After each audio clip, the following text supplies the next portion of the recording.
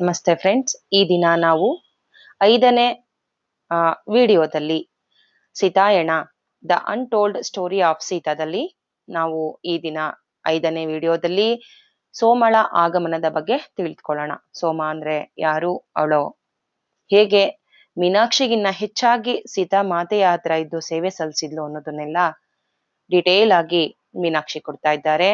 ದೇನಾ ಮೆರಿಯಂ ಆಗಿರುವಂತವ್ರು, ಕ್ರಿಯಾಯೋಗ ಸಾಧನೆಯನ್ನ ಮಾಡಿರುವಂತವ್ರು, ಶ್ರೀರಾಮರ ಆಶೀರ್ವಾದವನ್ನ ಹಿಂದಿನ ಗತ ಜನ್ಮದಲ್ಲಿ ಪಡ್ಕೊಂಡಿರುವಂತ ಅನುಸೂಯ ಆಗಿ ಪಡ್ಕೊಂಡಿರೋಂಥವ್ರು. ಸೀತೆಯ ಬಗ್ಗೆ ಎಲ್ಲವೂ ನಿನಗೆ ತಿಳಿಯುವಂತಾಗ್ಲಿ ಅಂತ ಹೇಳಿದ್ದಾರೆ ಶ್ರೀರಾಮರು. ಅದೇ ರೀತಿಯಾಗಿ ಅವಳಿಗೆ ಆ ಹಿಂದಿನ ಜನ್ಮದ ತಾನು ಸೀತಾದೇವಿಗೆ ಹೇಗೆ ಸೇವೆ ಸಲ್ಲಿಸ್ದೆ ಸೇವಕಿಯಾಗಿ ಅನ್ನೋದನ್ನ ಬಿಚ್ಚಿಡ್ತಾ ಇದ್ದಾಳೆ.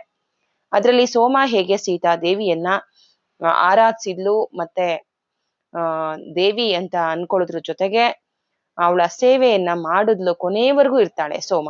ಕೊನೆವರೆಗೂ ಸೀತಾದೇವಿ ಒಂದು ಲೈಟ್ ಆಗಿ ತನ್ನ ದೇಹವನ್ನ ಬಿಡುವ ತನಕ ಇದ್ದು ಅವಳ ಸೇವೆ ಮಾಡದಂತ ಮಹಾನ್ ಶಕ್ತಿ ಸೋಮ.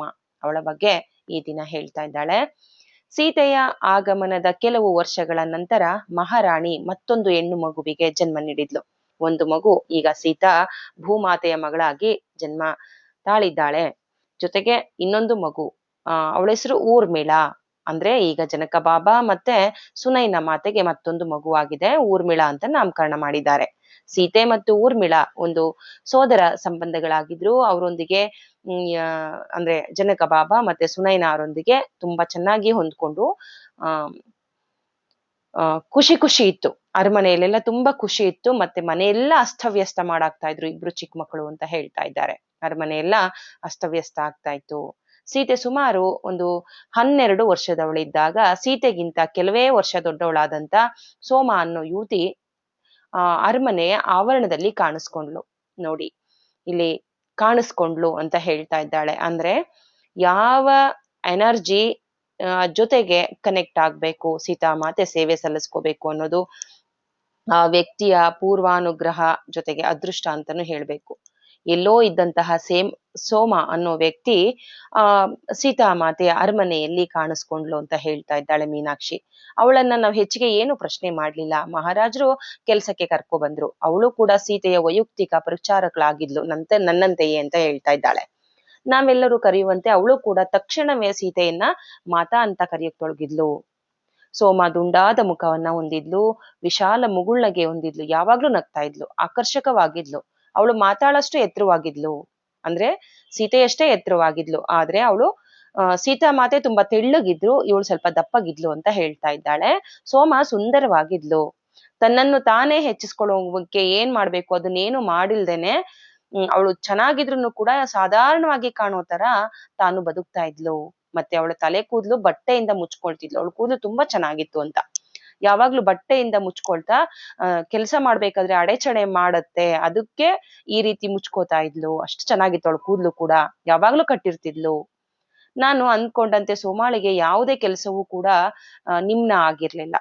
ನಾನು ಯಾವ ರೀತಿ ಕೆಲಸ ಮಾಡ್ತಾ ಇದ್ನೋ, ಎಂತ ಕೆಳಸ್ತರದ ಕೆಲಸ ಕೊಟ್ರು ಕೂಡ ನೀಟಾಗಿ ಅಚ್ಚುಕಟ್ಟಾಗಿ ಯಾವುದನ್ನೇ ಮುಖವನ್ನ ಸಿಂಡರಿಸದೆ ಕೆಲಸ ಮಾಡಿ ಅದ್ರಲ್ಲೂ ಸಂತೋಷ ಕಾಣ್ತಾ ಇದ್ಲು ಸೋಮ ಅಂತ ಹೇಳ್ತಾ ಇದ್ದಾಳೆ. ಅವಳಿಗೆ ವಯಸ್ಸಿಗೆ ಮೀರಿದ ನಮ್ರತೆ ಇತ್ತು, ಸೇವಾ ಗುಣ ಅನ್ನೋದಿತ್ತು, ಮತ್ತೆ ಪ್ರಬುದ್ಧತೆ ಇತ್ತು, ಮತ್ತೆ ತುಂಬಾ ಬುದ್ಧಿವಂತಳು ಕೂಡ. ಸೋಮಾಳ ವಿಶಿಷ್ಟ ಗುಣ ಇವೆಲ್ಲವೂ ಆಗಿದ್ದು. ನಾನು ಚಿಕ್ಕವಳಿಗಿದ್ದಾಗ ನನ್ನ ತಂದೆಯನ್ನ ನನ್ನ ಆದರ್ಶ ಸೇವಕ ಅಂತ ಭಾವಿಸಿದ್ದೆ. ಅವರೆಂದೂ ತಮ್ಮ ಸ್ವಂತ ಕುರಿತು ಯೋಚಿಸಿರ್ಲಿಲ್ಲ. ಆದ್ರಿಂದ ಪ್ರತಿಯೊಂದು ಕ್ರಿಯೆಗೂ ಅವರ ಸೇವೆಯನ್ನ ನಾನು ನೆನ್ಪು ಮಾಡ್ಕೋತಾ ಇದ್ದೆ. ಸೋಮ ಕೂಡ ನನ್ನ ಅಪ್ಪನ ಗುಣವನ್ನೇ ಪ್ರದರ್ಶಿಸ್ತಿದ್ಲು. ಯಾವುದೇ ಕಾರ್ಯವೂ ಅವಳಿಗೆ ತೀರಾ ಕೀಳಾದ ಕಾರ್ಯ ಆಗಿರ್ಲಿಲ್ಲ. ಜೊತೆಗೆ ಅಗತ್ಯವಾಗಿ ಮಾಡ್ಬೇಕಾದ ಎಲ್ಲ ಕೆಲಸಗಳನ್ನು ಅವಳೇ ಮಾಡೋದ್ರಲ್ಲಿ ಮೊದಲಿಗಳಾಗಿರ್ತಿದ್ಲು. ಮತ್ತು ವಿಶೇಷ ಅಂದ್ರೆ ಸೀತಾ ಮಾತೆ ಏನು ಆಸೆ ಪಟ್ಟಿದ್ದಾಳೆ ಅದನ್ನ ಅವರಿಗೆ ಗೊತ್ತಾದ ತಕ್ಷಣದಲ್ಲೇ ಹೋಗಿ ಸೋಮ ಎಲ್ಲಾ ಕೆಲ್ಸನ ಮಾಡ್ತಾ ಇದ್ಲು. ಎಲ್ಲನೂ ಅವಳಿಗೆ ಅರ್ಥ ಮಾಡ್ಕೊಂಡು ಬೇಗ ಹೋಗಿ ಸೀತೆ ಮಾತೆಯ ಮುಖದಲ್ಲೇ ಏನ್ ಬೇಕು ಅಂತ ಅರ್ಥ ಮಾಡ್ಕೊಂಡು ಕೆಲಸ ಮಾಡ್ತಾ ಇದ್ದಂತವಳು ಸೋಮ ಅಂತ ಹೇಳ್ತಾ ಇದ್ದಾಳೆ. ಮಾತೆಗೆ ಸಿಹಿ ಬೇಕಂದ್ರೆ ಸೋಮ ಆಗ್ಲೇ ತಯಾರಿಸ್ಬಿಡ್ತಿದ್ಲು. ಮಾತೆಗೆ ಪೂಜೆಗೆ ಹಣ್ಣು ಬೇಕು ಸಂಗ್ರಹ ಮಾಡ್ಬೇಕು ಅಂದ್ರೆ ಆಗ್ಲೇ ಹೋಗಿ ಕೆಲಸ ಮಾಡ್ತಾ ಇದ್ಲು. ನಿಖರವಾಗಿ ಅವಳಿಗೆ ಸೀತಾ ಮಾತೆಗೆ ಏನ್ ಬೇಕು ಅದನ್ನ ಆಗ್ಲೇ ತಯಾರಿಸಿಟ್ಬಿಟ್ಟಿರ್ತಿದ್ಲು. ಅಷ್ಟು ಸೇವಾ ಗುಣ ಸೋಮಾಳಲ್ಲಿ ಇತ್ತು. ಮತ್ತೆ ಸರಿಯಾದ ಸಮಯದಲ್ಲಿ ಸೀತಾಮಾತೆಗೆ ಏನ್ ಬೇಕು ಅನ್ನೋದನ್ನ ಗ್ರಹಿಸಿ ಸಾಮರಸ್ಯದಿಂದ ಎಲ್ಲರ ಜೊತೆ ಹೊಂದ್ಕೊಂಡು ಸೀತಾಮಾತೆಯ ತುಂಬಾ ಚೆನ್ನಾಗಿ ಸೇವೆ ಮಾಡ್ತಾ ಇದ್ಲು. ನಾವ್ ಯಾವತ್ತೂ ಕೂಡ ಅವಳು ಈ ರಥ ಇರೋದನ್ನ ನೋಡಿ ಸಂತೋಷ ಆಗ್ತಾ ಇತ್ತು ಅಂತ ಹೇಳ್ತಾ ಇದ್ದಾಳೆ. ನಾನು ಅವಳನ್ನ ತುಂಬಾ ಇಷ್ಟ ಪಡ್ತಾ ಇದ್ದೆ. ಸೋಮನ್ನು ಕೂಡ ಮೀನಾಕ್ಷಿ ಇಷ್ಟ ಪಡ್ತಾ ಇದ್ದಾಳೆ. ಅವಳು ನನ್ನ ಮಗುವಿನ ವಯಸ್ಸಿನವಳು. ಅಂದ್ರೆ ಈಗಾಗ್ಲೇ ಮೀನಾಕ್ಷಿಗೆ ವಯಸ್ಸಾಗ್ಬಿಟ್ಟಿದೆ. ಅಂದ್ರೆ ತನ್ನ ಮಗು ಅಂದ್ರೆ ಸೀತಾಮಾತೆ ಈಗ ವಯಸ್ಸಿಗೆ ಬಂದವಳು ಅಂದ್ರೆ ಒಂದು 40 ವರ್ಷ ಇರ್ಬೋದು ಮೀನಾಕ್ಷಿಗೆ. ಅನೇಕ ವಿಷಯಗಳ ಬಗ್ಗೆ ಅವಳ ಸಲಹೆ ಪಡೆಯುತ್ತಿದ್ದೆ. 40ರಿಂದ 45 ವಯಸ್ಸು ಅನ್ಬೋದು. ಆದ್ರೆ ಸೋಮಾಳ ಹತ್ರನೇ ತುಂಬಾ ವಿಷಯಗಳ ಬಗ್ಗೆ ನಾನು ಸಲಹೆ ಪಡೀತಾ ಇದ್ದೆ. ನಾನು ಸೋಮಾಳನ್ನ ಸೀತಾಮಾತೆಯ ವಿಸ್ತರಣೆ ಅಂತ ಭಾವಿಸ್ತಾ ಇದ್ದೆ. ಸೀತಾಮಾತೆ ಏನ್ ಕೆಲ್ಸ ಮಾಡ್ಬೇಕು ಅಂದ್ರೆ ಇವಳ ಸಹಾಯ ಇದ್ರೆ ಇನ್ನೂ ಹೆಚ್ಚು ಸಹಾಯ ಆಗುತ್ತೆ ಅಂತ ನಾನು ಭಾವಿಸ್ದೆ ಅಂತ ಹೇಳ್ತಾ ಇದ್ದಾಳೆ. ಪೂಜೆಗೆ ಹೂಗಳನ್ನ ಕಲೆ ಹಾಕ್ತಾ ನಾವೆಲ್ಲರೂ ಹೊರಗೆ ಕುಳಿತಿರ್ಬೇಕಾದ್ರೆ ಮಾತೆ ನನ್ನ ಹತ್ರ ಬಂದ್ಲು. ಅದೇ ಸಮಯದಲ್ಲಿ ಸೋಮ ಕೂಡ ಬಂದ್ಲು. ಆಗ ಅವಳು ನನ್ನ ನೋಡ್ತಾ ಸೀತಾಮಾತೆ ಹೇಳ್ತಾ ಇದ್ದಾಳೆ, ಏನೋ ಒಂದು ತೆಗೆದು ಹಾಕುವಂತೆ ಕೈಗಳನ್ನ ಚಲನೆ ಮಾಡ್ತಾ ಇದ್ಲು. ನನ್ನ ಸುತ್ತಲೂ ಏನೋ ಒಂದು ತೆಗೆದು ಹಾಕ್ತಾ ಇದ್ದೀನಿ, ಯಾವ್ದೋ ಪರದೆ ರೀತಿ ಅನ್ನೋ ರೀತಿಯಾಗಿ ಮಾತಾ ಕೈಯ ಅಲ್ಲಾಡ್ಸಿದ್ಲು. ಅದಕ್ಕೆ ಅದೇನು ಮಾತಾ ಅಂತ ನಾನ್ ಕೇಳ್ದೆ. ಮೀನಾಕ್ಷಿ ಕೇಳ್ತಾ ಇದ್ದಾಳೆ. ಬಹುಶಃ ನನ್ನ ಹೆಗಲ ಮೇಲೆ ಯಾವುದೋ ಒಂದು ಕೀಟ ಓಡಾಡ್ತಾ ಇರ್ಬೇಕು, ಅದನ್ನ ತಳ್ಳೋದಕ್ಕೆ ಪ್ರಯತ್ನ ಮಾಡಿರ್ಬೇಕು ಮಾತಾ ಅಂತ ಅನ್ಕೊಂಡೆ. ತಕ್ಷಣವೇ ಅವಳು ತನ್ನ ಕೈಯನ್ನ ಹಿಂದೆ ಕೆಳ್ಕೊಂಡು ಮುಖದ ಮೇಲೆ ಆಶ್ಚರ್ಯದ ನೋಟವನ್ನ ಬೀರ್ತಾ ಇದ್ಲು. ನಾನದನ್ನು ಎಂದೂ ತೆಗೆದಾಕಕ್ಕೆ ನಂಗೆ ಸಾಧ್ಯ ಇಲ್ಲ ಅಂತ ಅನ್ಕೋತಾ ಇದ್ದು. ಏನ್ ತೆಗೆದಾಕ್ಬೇಕು ನೋಡಿ, ಸೀತಾಮಾತೆ ಏನೋ ಒಂದು ಪರದೆ ರೀತಿಯಾಗಿ ಮೀನಾಕ್ಷಿ ಹತ್ರ ಸುತ್ತಲೂ ತೆಗೆದುಹಾಕೋದಕ್ಕೆ ಪ್ರಯತ್ನ ಮಾಡ್ತಾ ಇದ್ದಾಳೆ. ನಾನು ಅದನ್ನು ತೆಗೆದುಹಾಕೋದಕ್ಕೆ ಸಾಧ್ಯ ಇಲ್ಲ ಅಂತನೂ ಕೂಡ ಅನ್ಕೋತಾ ಇದ್ದಾಳೆ. ಅದಕ್ಕೆ ಮೀನಾಕ್ಷಿ ಕೇಳ್ತದೆ, ಏನ್ ತೆಗೆದುಹಾಕೋದು? ನನ್ನ ಸುತ್ತ ಏನಾದ್ರೂ ಕೀಟ ಹಾರಾಡ್ತಾವೆಯಾ ಅಂತ ಕೇಳ್ತಾ ಇದ್ದಾಳೆ. ನನ್ನ ಭುಜ ನೋಡ್ಕೊಂಡೆ, ಏನು ಇರ್ಲಿಲ್ಲ. ಅವಳು ತಲೆ ಅಲ್ಲಾಡ್ಸಿದ್ಲು. ಇಲ್ಲ ಮೀನಾಕ್ಷಿ, ನಿನ್ನ ಸುತ್ತಲೂ ಮೋಡಗಳನ್ನ ನೋಡ್ದೆ, ಆದ್ರೆ ಅವುಗಳನ್ನ ತೆಗೆದುಹಾಕೋದಕ್ಕೆ ನನಗೆ ಸಾಧ್ಯ ಆಗ್ಲಿಲ್ಲ. ನನಗೆ ತುಂಬಾ ಬೇಜಾರ್ ಅನ್ನಿಸ್ತಾ ಇದೆ ಅಂತ ಸೀತಾಮಾತ ಹೇಳ್ತಾ ಇದ್ದಾಳೆ. ಮೋಡನ? ಯಾವುದೇ ಮೋಡ ಕಾಣ್ಲಿಲ್ಲ ಮಾತೆ ಅಂತ ಹೇಳ್ತಾ ಇದ್ದಾಳೆ ಮೀನಾಕ್ಷಿ. ಚಿಂತಿಸ್ಬೇಡ, ಅದರ ಕುರಿತು ನಾನು ಪಿತಾಜಿ ಹತ್ರ ಮಾತಾಡ್ತೇನೆ ಅಂತ ಹಿತವಾದ ಧ್ವನಿಯಲ್ಲಿ ಸೀತಾ ಹೇಳಿದ್ಲು. ಆ ರಾತ್ರಿ ನನ್ನ ಕೋಣೆಯಲ್ಲಿ ನಾನು ಆ ಘಟನೆಯ ಕುರಿತು ಯೋಚನೆ ಮಾಡ್ತಾ ಇದ್ದೆ. ಮಾತೆ ತಾನು ಗೊಂದಲಗೊಳ್ಳುವಂಥದ್ನ ನನ್ನಲ್ಲಿ ಏನ್ ನೋಡಿದ್ಲು? ಅವಳು ವಿಶೇಷ ಸಾಮರ್ಥ್ಯಗಳನ್ನು ಹೊಂದಿದ್ಲು. ಮತ್ತೆ ಅವು ನಾವು ಕಾಣಲಾಗದ ಮತ್ತು ತಿಳಿಯಲಾಗದ ಸಂಗತಿಗಳನ್ನ ಅವಳು ಕಾಣ್ತಾಳೆ ಅಂತ ನಾನು ಆಗ ತಿಳ್ಕೊಂಡೆ. ಜೊತೆಗೆ ಅರ್ಥ ಮಾಡ್ಕೊಂಡೆ. ಅವಳೆಲ್ಲಗೂ ಗೊತ್ತು, ಅವಳು ನಮ್ಮ ಮನಸ್ಸನ್ನ ಹೃದಯವನ್ನ ಓದಬಲ್ಲವಳಾಗಿದ್ದಾಳೆ. ಆದ್ರಿಂದ ಏನೋ ಒಂದು ಆಗ್ತಾ ಇದೆ ಅನ್ನೋದು ಅವಳಿಗೆ ಗೊತ್ತಾಗಿದೆ. ಅದಕ್ಕೆ ಅವಳು ತುಂಬಾ ವಿನಮ್ರವಾಗಿ ನನ್ನ ಹತ್ರ ಏನೋ ಒಂದು ಆಗಿದೆ ಬಿಡು ಅಂತ ಹೇಳಿದ್ದಾಳೆ ಅಂತ ಅನ್ಕೊಂಡು ನಾನ್ ಸುಮ್ನಾದೆ. ಬಹುಶಃ ಅವಳು ನನ್ನ ಕುಟುಂಬದ ಮೇಲೆ ಬಂದಿರುವಂತ ದುರಾದೃಷ್ಟವನ್ನ ಕಂಡಿದ್ದಾಳೆ ಅಷ್ಟೇ ಅನ್ಕೊಂಡೆ. ಮಾತೆಯ ಉಪಸ್ಥಿತಿ ಸಂತೋಷದಿಂದ ಹೊರತಾಗಿ ನನ್ನ ಹೃದಯ ಭಾರವಾಗಿತ್ತು. ಅವಳು ಅಲ್ಲಿ ಬಂದ್ರೇನೆ ನನ್ಗೊಂಥರ ಸಂತೋಷ ಆಗ್ತಾ ಇತ್ತು. ಆದ್ರೆ ಆ ದಿನ ಹಾಗಂತ ಮೋಡ ಅಂತ ಹೇಳಿದ್ದಕ್ಕೆ ನನಗೆ ಹೃದಯನೇ ಒಂಥರ ಭಾರ ಆದಂಗಾಯ್ತು ಅಂತ ಮೀನಾಕ್ಷಿ ಹೇಳ್ತಾ ಇದ್ದಾಳೆ. ನೋಡಿ, ಇಲ್ಲಿ ಅವಳು ಇವಳು ಅಂತ ಹೇಳ್ತಾ ಇದ್ದಾಳೆ ಅಂದ್ರೆ ಅದು ಅಷ್ಟು ಚೆನ್ನಾಗಿ ಸೀತಾಮಾತೆಯನ್ನ ನನ್ನ ಮಗು ಅನ್ನೋ ರೀತಿಯಾಗಿ ಸೇವೆ ಸಲ್ಲಿಸ್ತಾ ಅವಳು ಇವಳು ಅಂತ ಹೇಳ್ತಾ ಇದ್ದಾಳೆ. ಅವರು ಇವರು ಅನ್ನೋದು ಎಂತ ರಾಣಿ ಆದ್ರೂ ಕೂಡ ಸೀತಾಮಾತೆಗೂ ಅದು ಇಷ್ಟ ಆಗ್ತಾ ಇರ್ಲಿಲ್ಲ. ಯಾವಾಗ್ಲೂ ತುಂಬಾ ಪ್ರೀತಿಸ್ತಾ ಇದ್ಲು ಸೀತಾಮಾತೆ ಕೂಡ ಮೀನಾಕ್ಷಿಯನ್ನ. ನೆಕ್ಸ್ಟ್ ಸೋಮ ಬಗ್ಗೆ ಹೇಳ್ತಾ ಇದ್ದಾಳೆ. ಸೋಮ ನಮ್ಮ ಸಂಭಾಷಣೆಯನ್ನ ಕೇಳುವಷ್ಟು ಅಂತರದಲ್ಲಿ ಇದ್ಲು. ಮರುದಿನ ಅವಳು ನನ್ನ ಹತ್ರ ಬಂದು ಕೇಳಿದ್ಲು, ಮೀನಾಕ್ಷಿ, ನೀನು ಮಾತೆಯನ್ನ ನಂಬು. ಅವಳು ಏನಾದ್ರೂ ಒಂದು ತಪ್ಪಾಗಿರುವಂತದ್ದನ್ನ ಕಂಡ್ರೆ ಅವಳು ಅದನ್ನ ನೋಡ್ಕೊಳ್ತಾಳೆ. ನೀನ್ ಚಿಂತೆ ಮಾಡ್ಬೇಡ. ಏನೋ ಚಿಂತೆಯಿಂದ ಬೆಳಗ್ಗೆಯಿಂದ ರಾತ್ರಿ ಇಡೀ ಎಲ್ಲ ಚಿಂತೆ ಮಾಡಿದ್ದಾಳೆ, ಏನ್ ಮೋಡ ನೋಡಿದ್ಲು ಅಂತ. ಅದಕ್ಕೋಸ್ಕರ ಸೋಮ ಹೇಳ್ತಾ ಇದ್ದಾಳೆ, ನೀನ್ ಚಿಂತೆ ಮಾಡ್ಬೇಡ, ಮಾತೆ ನೋಡ್ಕೋತಾಳೆ ಬಿಡು ಅಂತ. ನಾನು ತಲೆದೂಗ್ದೆ. ನನಗೂ ಹಾಗೆ ಅನ್ನಿಸ್ತಿದೆ. ನಾನು ಪೇಲವ ಮುಗುಳ್ನಕ್ಕಿ ಉತ್ತರಿಸ್ದೆ. ನಮ್ಮಲ್ಲಿ ಹಲವಾರು ಅವಳಿಂದ ಗುಣಮುಖ ಹೊಂದಿದ್ವಿ, ಶಕ್ತಿಯನ್ನ ಸ್ವೀಕಾರ ಮಾಡ್ತಾ ಇದ್ವಿ. ಅವಳು ಅದನ್ನ ನೋಡ್ಕೋತಾಳೆ ಅನ್ನೋದು ವಿಶ್ವಾಸ ನನಗಿದೆ ಅಂತ ನಾನು ಅನ್ಕೊಂಡೆ. ನನ್ನ ತಗ್ಗಿ ಧ್ವನಿಯಲ್ಲಿ ನಾನು ಕುಗ್ಗಿ ಹೋಯ್ತು. ಹಂಗ ಅನ್ಕೊಂಡು ಆದ್ರೂ ಕೂಡ ನನಗೆ ಯೋಚನೆ ಅಂತ ಅದನ್ನ ಹೇಳ್ಬೇಕು ಅಂದ್ರೆ ನನ್ನ ವಂಶದಲ್ಲಿ ನನ್ನ ಜೀವನದ ದುರಾದೃಷ್ಟವನ್ನ ನಾನು ಸೋಮಾಳಲ್ಲಿ ಹೇಳ್ಕೋಬೇಕು ಅನ್ನೋಷ್ಟು ನಾನು ಆತ್ಮೀಯಳಾಗಿದ್ದೆ ಸೋಮನ್ ಜೊತೆ. ಆಗ ಸೋಮ ನನ್ನೊಂದಿಗೆ ಕುಟುಂಬದ ರಹಸ್ಯವನ್ನ ನಾನು ಹಂಚ್ಕೋಬೇಕು ನಾನು ಅವಳ ಜೊತೆ ಅಂತ ಅನ್ಕೊಂಡೆ. ನಾವಿಬ್ರು ಹಲವು ತಲೆಮಾರುಗಳ ಹಿಂದೆ ದುರದೃಷ್ಟಕ್ಕೆ ಒಳಗಾಗಿದ್ವು ಒಳಗಾಗಿದ್ದೆ. ಆದರೆ ಅಂತ ಹೇಳೋಣ ಅಂತ ನಾನು ಸೋಮನ ಹತ್ರ ಬಾಯ್ ತೆರೆದೆ. ಆದ್ರೆ ಉಚ್ಚರಿಸೋದಕ್ಕೆ ನನಗೆ ಪದಗಳು ಸಿಗ್ಲಿಲ್ಲ. ವಾಸ್ತವವಾಗಿ ನಾನೇ ಅದನ್ನ ಅರ್ಥ ಮಾಡ್ಕೊಂಡಿಲ್ಲ. ಯಾಕಂದ್ರೆ ಅದ್ ಯಾವ ದುರಾದೃಷ್ಟ ಅಂತ ತನ್ನ ಅಪ್ಪನೇ ಹೇಳಿಲ್ಲ ಅಂದ್ರೆ ಇಲ್ಲಿ ನಾನ್ ಹೇಗೆ ಹೇಳ್ಕೊಳಕ್ ಸಾಧ್ಯ. ಆದ್ರೆ ಇವಳ ಮನಸ್ಸಲ್ಲಿ ಮರುಗಟ್ಟೆ ನಿಂತು ಬಿಟ್ಟಿದೆ. ನನ್ನ ಜೀವನದಲ್ಲಿ ನನ್ನ ಈ ಪೂರ ದುರಾದೃಷ್ಟ ಅನ್ನೋದು ತುಂಬಿದೆ ಅನ್ನೋದನ್ನ ಬಲವಾಗಿ ನಂಬಿ ಮೀನಾಕ್ಷಿ ಇಟ್ಕೊಬಿಟ್ಟಿದ್ದಾಳೆ. ಹೀಗಾಗಿ ನಾನೇನ್ ಹೇಳ್ಬಲ್ಲೆ ಅನ್ನೋ ರೀತಿಯಾಗಿ ನನ್ನ ಹೃದಯದಲ್ಲೇ ಅದೆಲ್ಲವೂ ಹುದುಗಿ ಹೋಗ್ಲಿ ಅಂತ ಆ ಆಲೋಚನೆ ನನ್ನ ಮನಸ್ಸಿನಲ್ಲಿ ಪ್ರವೇಶಿಸುತ್ತಿದ್ದಂತೆ ನನ್ನಷ್ಟಕ್ಕೆ ತಾನೇ ನಾನ್ ಸುಮ್ನಾಗ್ಬಿಟ್ಟೆ. ಸೋಮನ ಹತ್ರ ಏನು ಹೇಳ್ಕೊಳ್ಳಿಲ್ಲ. ಈಗ ಮಾತೆ ಸೌಂದರ್ಯದ ಬಗ್ಗೆ ವಿವರಿಸ್ತಾ ಇದ್ದಾಳೆ ಮೀನಾಕ್ಷಿ. ಯಾವಾಗಲಾದ್ರೂ ಅವಳು ಹೊರಗೆ ಹೋದ್ರೆ ಜನರು ಅವಳಿಗೆ ಸಹಾಯ ಮಾಡ್ತಾ ಇರ್ಲಿಲ್ಲ. ಅವಳೇನಾದ್ರೂ ಒಂದು ಸಹಾಯ ಮಾಡೋದಕ್ಕೆ ಜನರ ಹತ್ರ ಹೋದ್ರೆ ಅವರು ಸಹಾಯ ಮಾಡೋ ಬದಲಾಗಿ ಅವರು ಅವಳನ್ನೇ ಆಶ್ಚರ್ಯವಾಗಿ ನೋಡ್ತಾ ನಿಂತ್ಬಿಡ್ತಿದ್ರು. ಆದ್ರೆ ಇದರಿಂದ ಜನಕ ಬಾಬಾ ಅವ್ರಿಗೆ ಸಂತೋಷ ಆಗ್ಲಿಲ್ಲ. ಮಿಥಿಲೆಯ ಜನರು ಕೇವಲ ಅವಳ ಬಾಹ್ಯ ಸೌಂದರ್ಯವನ್ನ ನೋಡದೆ ಅವಳ ಅಂತರ್ ಸೌಂದರ್ಯವನ್ನ ಗ್ರಹಿಸ್ಬೇಕು ಅಂತ ಅನ್ಕೋತಾ ಇದ್ರು. ಹಲವು ಸಂದರ್ಭಗಳಲ್ಲಿ ಸುನೈನಾ ಮಾತೆ ಜೊತೆಗೆ ಮಾತಾಡ್ತಾ ಇದ್ದುದನ್ನ ನಾನ್ ಕೇಳಿಸ್ಕೊಂಡೆ. ಮಿಥಿಲೆಯ ಜನರು ಅವಳ ಬಾಹ್ಯ ಸೌಂದರ್ಯವನ್ನ ಗಮನಿಸ್ತಾ ಇದ್ದಾರೆ, ಅಂತರ್ ಸೌಂದರ್ಯವನ್ನ ಗಮನಿಸ್ಬೇಕು. ನಾನು ಅಂತರ್ ಸೌಂದರ್ಯವನ್ನ ಹೃದಯದಿಂದ ಔದಾರ್ಯದಿಂದ ಹೇಗೆ ನೋಡ್ತೀನೋ ಜನರು ಆ ರೀತಿ ನೋಡ್ಬೇಕು ಅಂತ ಸುನೈನಾ ಮಾತೆ ಜೊತೆ ಮಾತಾಡ್ತಾ ಇದ್ದಾರೆ. ಅವಳ ದಾರಿಯಲ್ಲಿ ಯಾರಾದ್ರೂ ದಾರಿಯಲ್ಲಿ ಬಳಲ್ತಾ ಇದ್ರೆ ಸೀತಾಮಾತೆ ಅಲ್ಲಿ ನೋಡಿದ್ರೆ ಯಾವುದೇ ಕುಟುಂಬದಲ್ಲಿ ಎಂತಹ ದುರಾದೃಷ್ಟ ಎರಗಿದ್ರೆ ಅಲ್ಲಿ ನಾನು ಅದನ್ನ ಅವಳು ಏನಾದ್ರು ಕೇಳಿಸ್ಕೊಂಡ್ರೆ ಹೋಗಿ ಸಮೀಪ ಹೋಗಿ ಎಲ್ಲರಿಗೂ ಪ್ರೀತಿಯಿಂದ ಏನಾಗಿದೆ ಎಂಬಂತೆ ಎಲ್ಲರಿಗೂ ಸಹಾಯ ಮಾಡ್ತಾಳೆ. ಅಲ್ಲಿ ಮೊದಲಿಗಳಾಗಿರ್ತಾಳೆ ಸೀತಾ.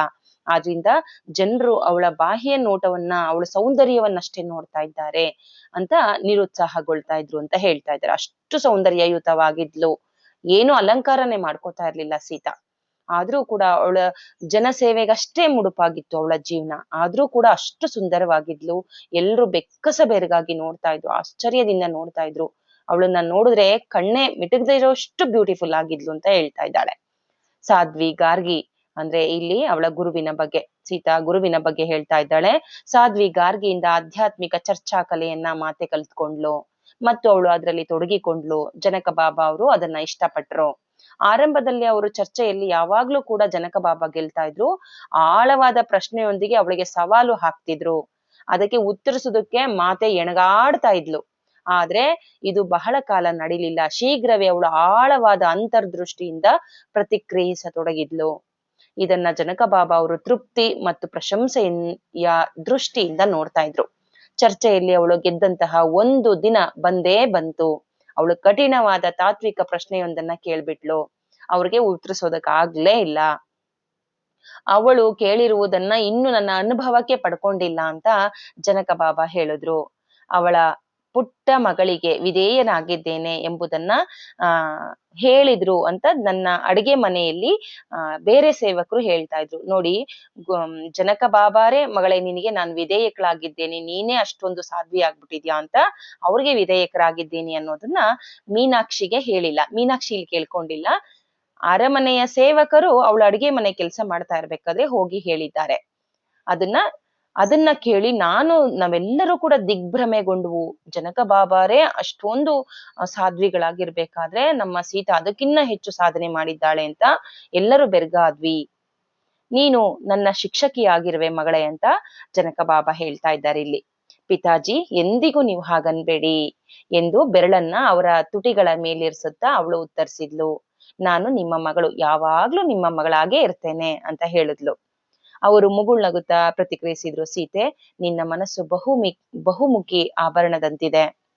ನಾನು ಎದುರಿಸಿದಂತಹ ಬಹಳಷ್ಟು ಮನಸ್ಸುಗಳಲ್ಲಿ ಈ ರೀತಿಯ ಇನ್ನೊಂದು ಮನಸ್ಸು ಇಲ್ಲವೇ ಇಲ್ಲ ಸೀತಾ. ನೀನು ಸದಾ ಲೋಕ ಸೇವೆಗೆ ಅದನ್ನ ಬಳಸ್ಕೋ.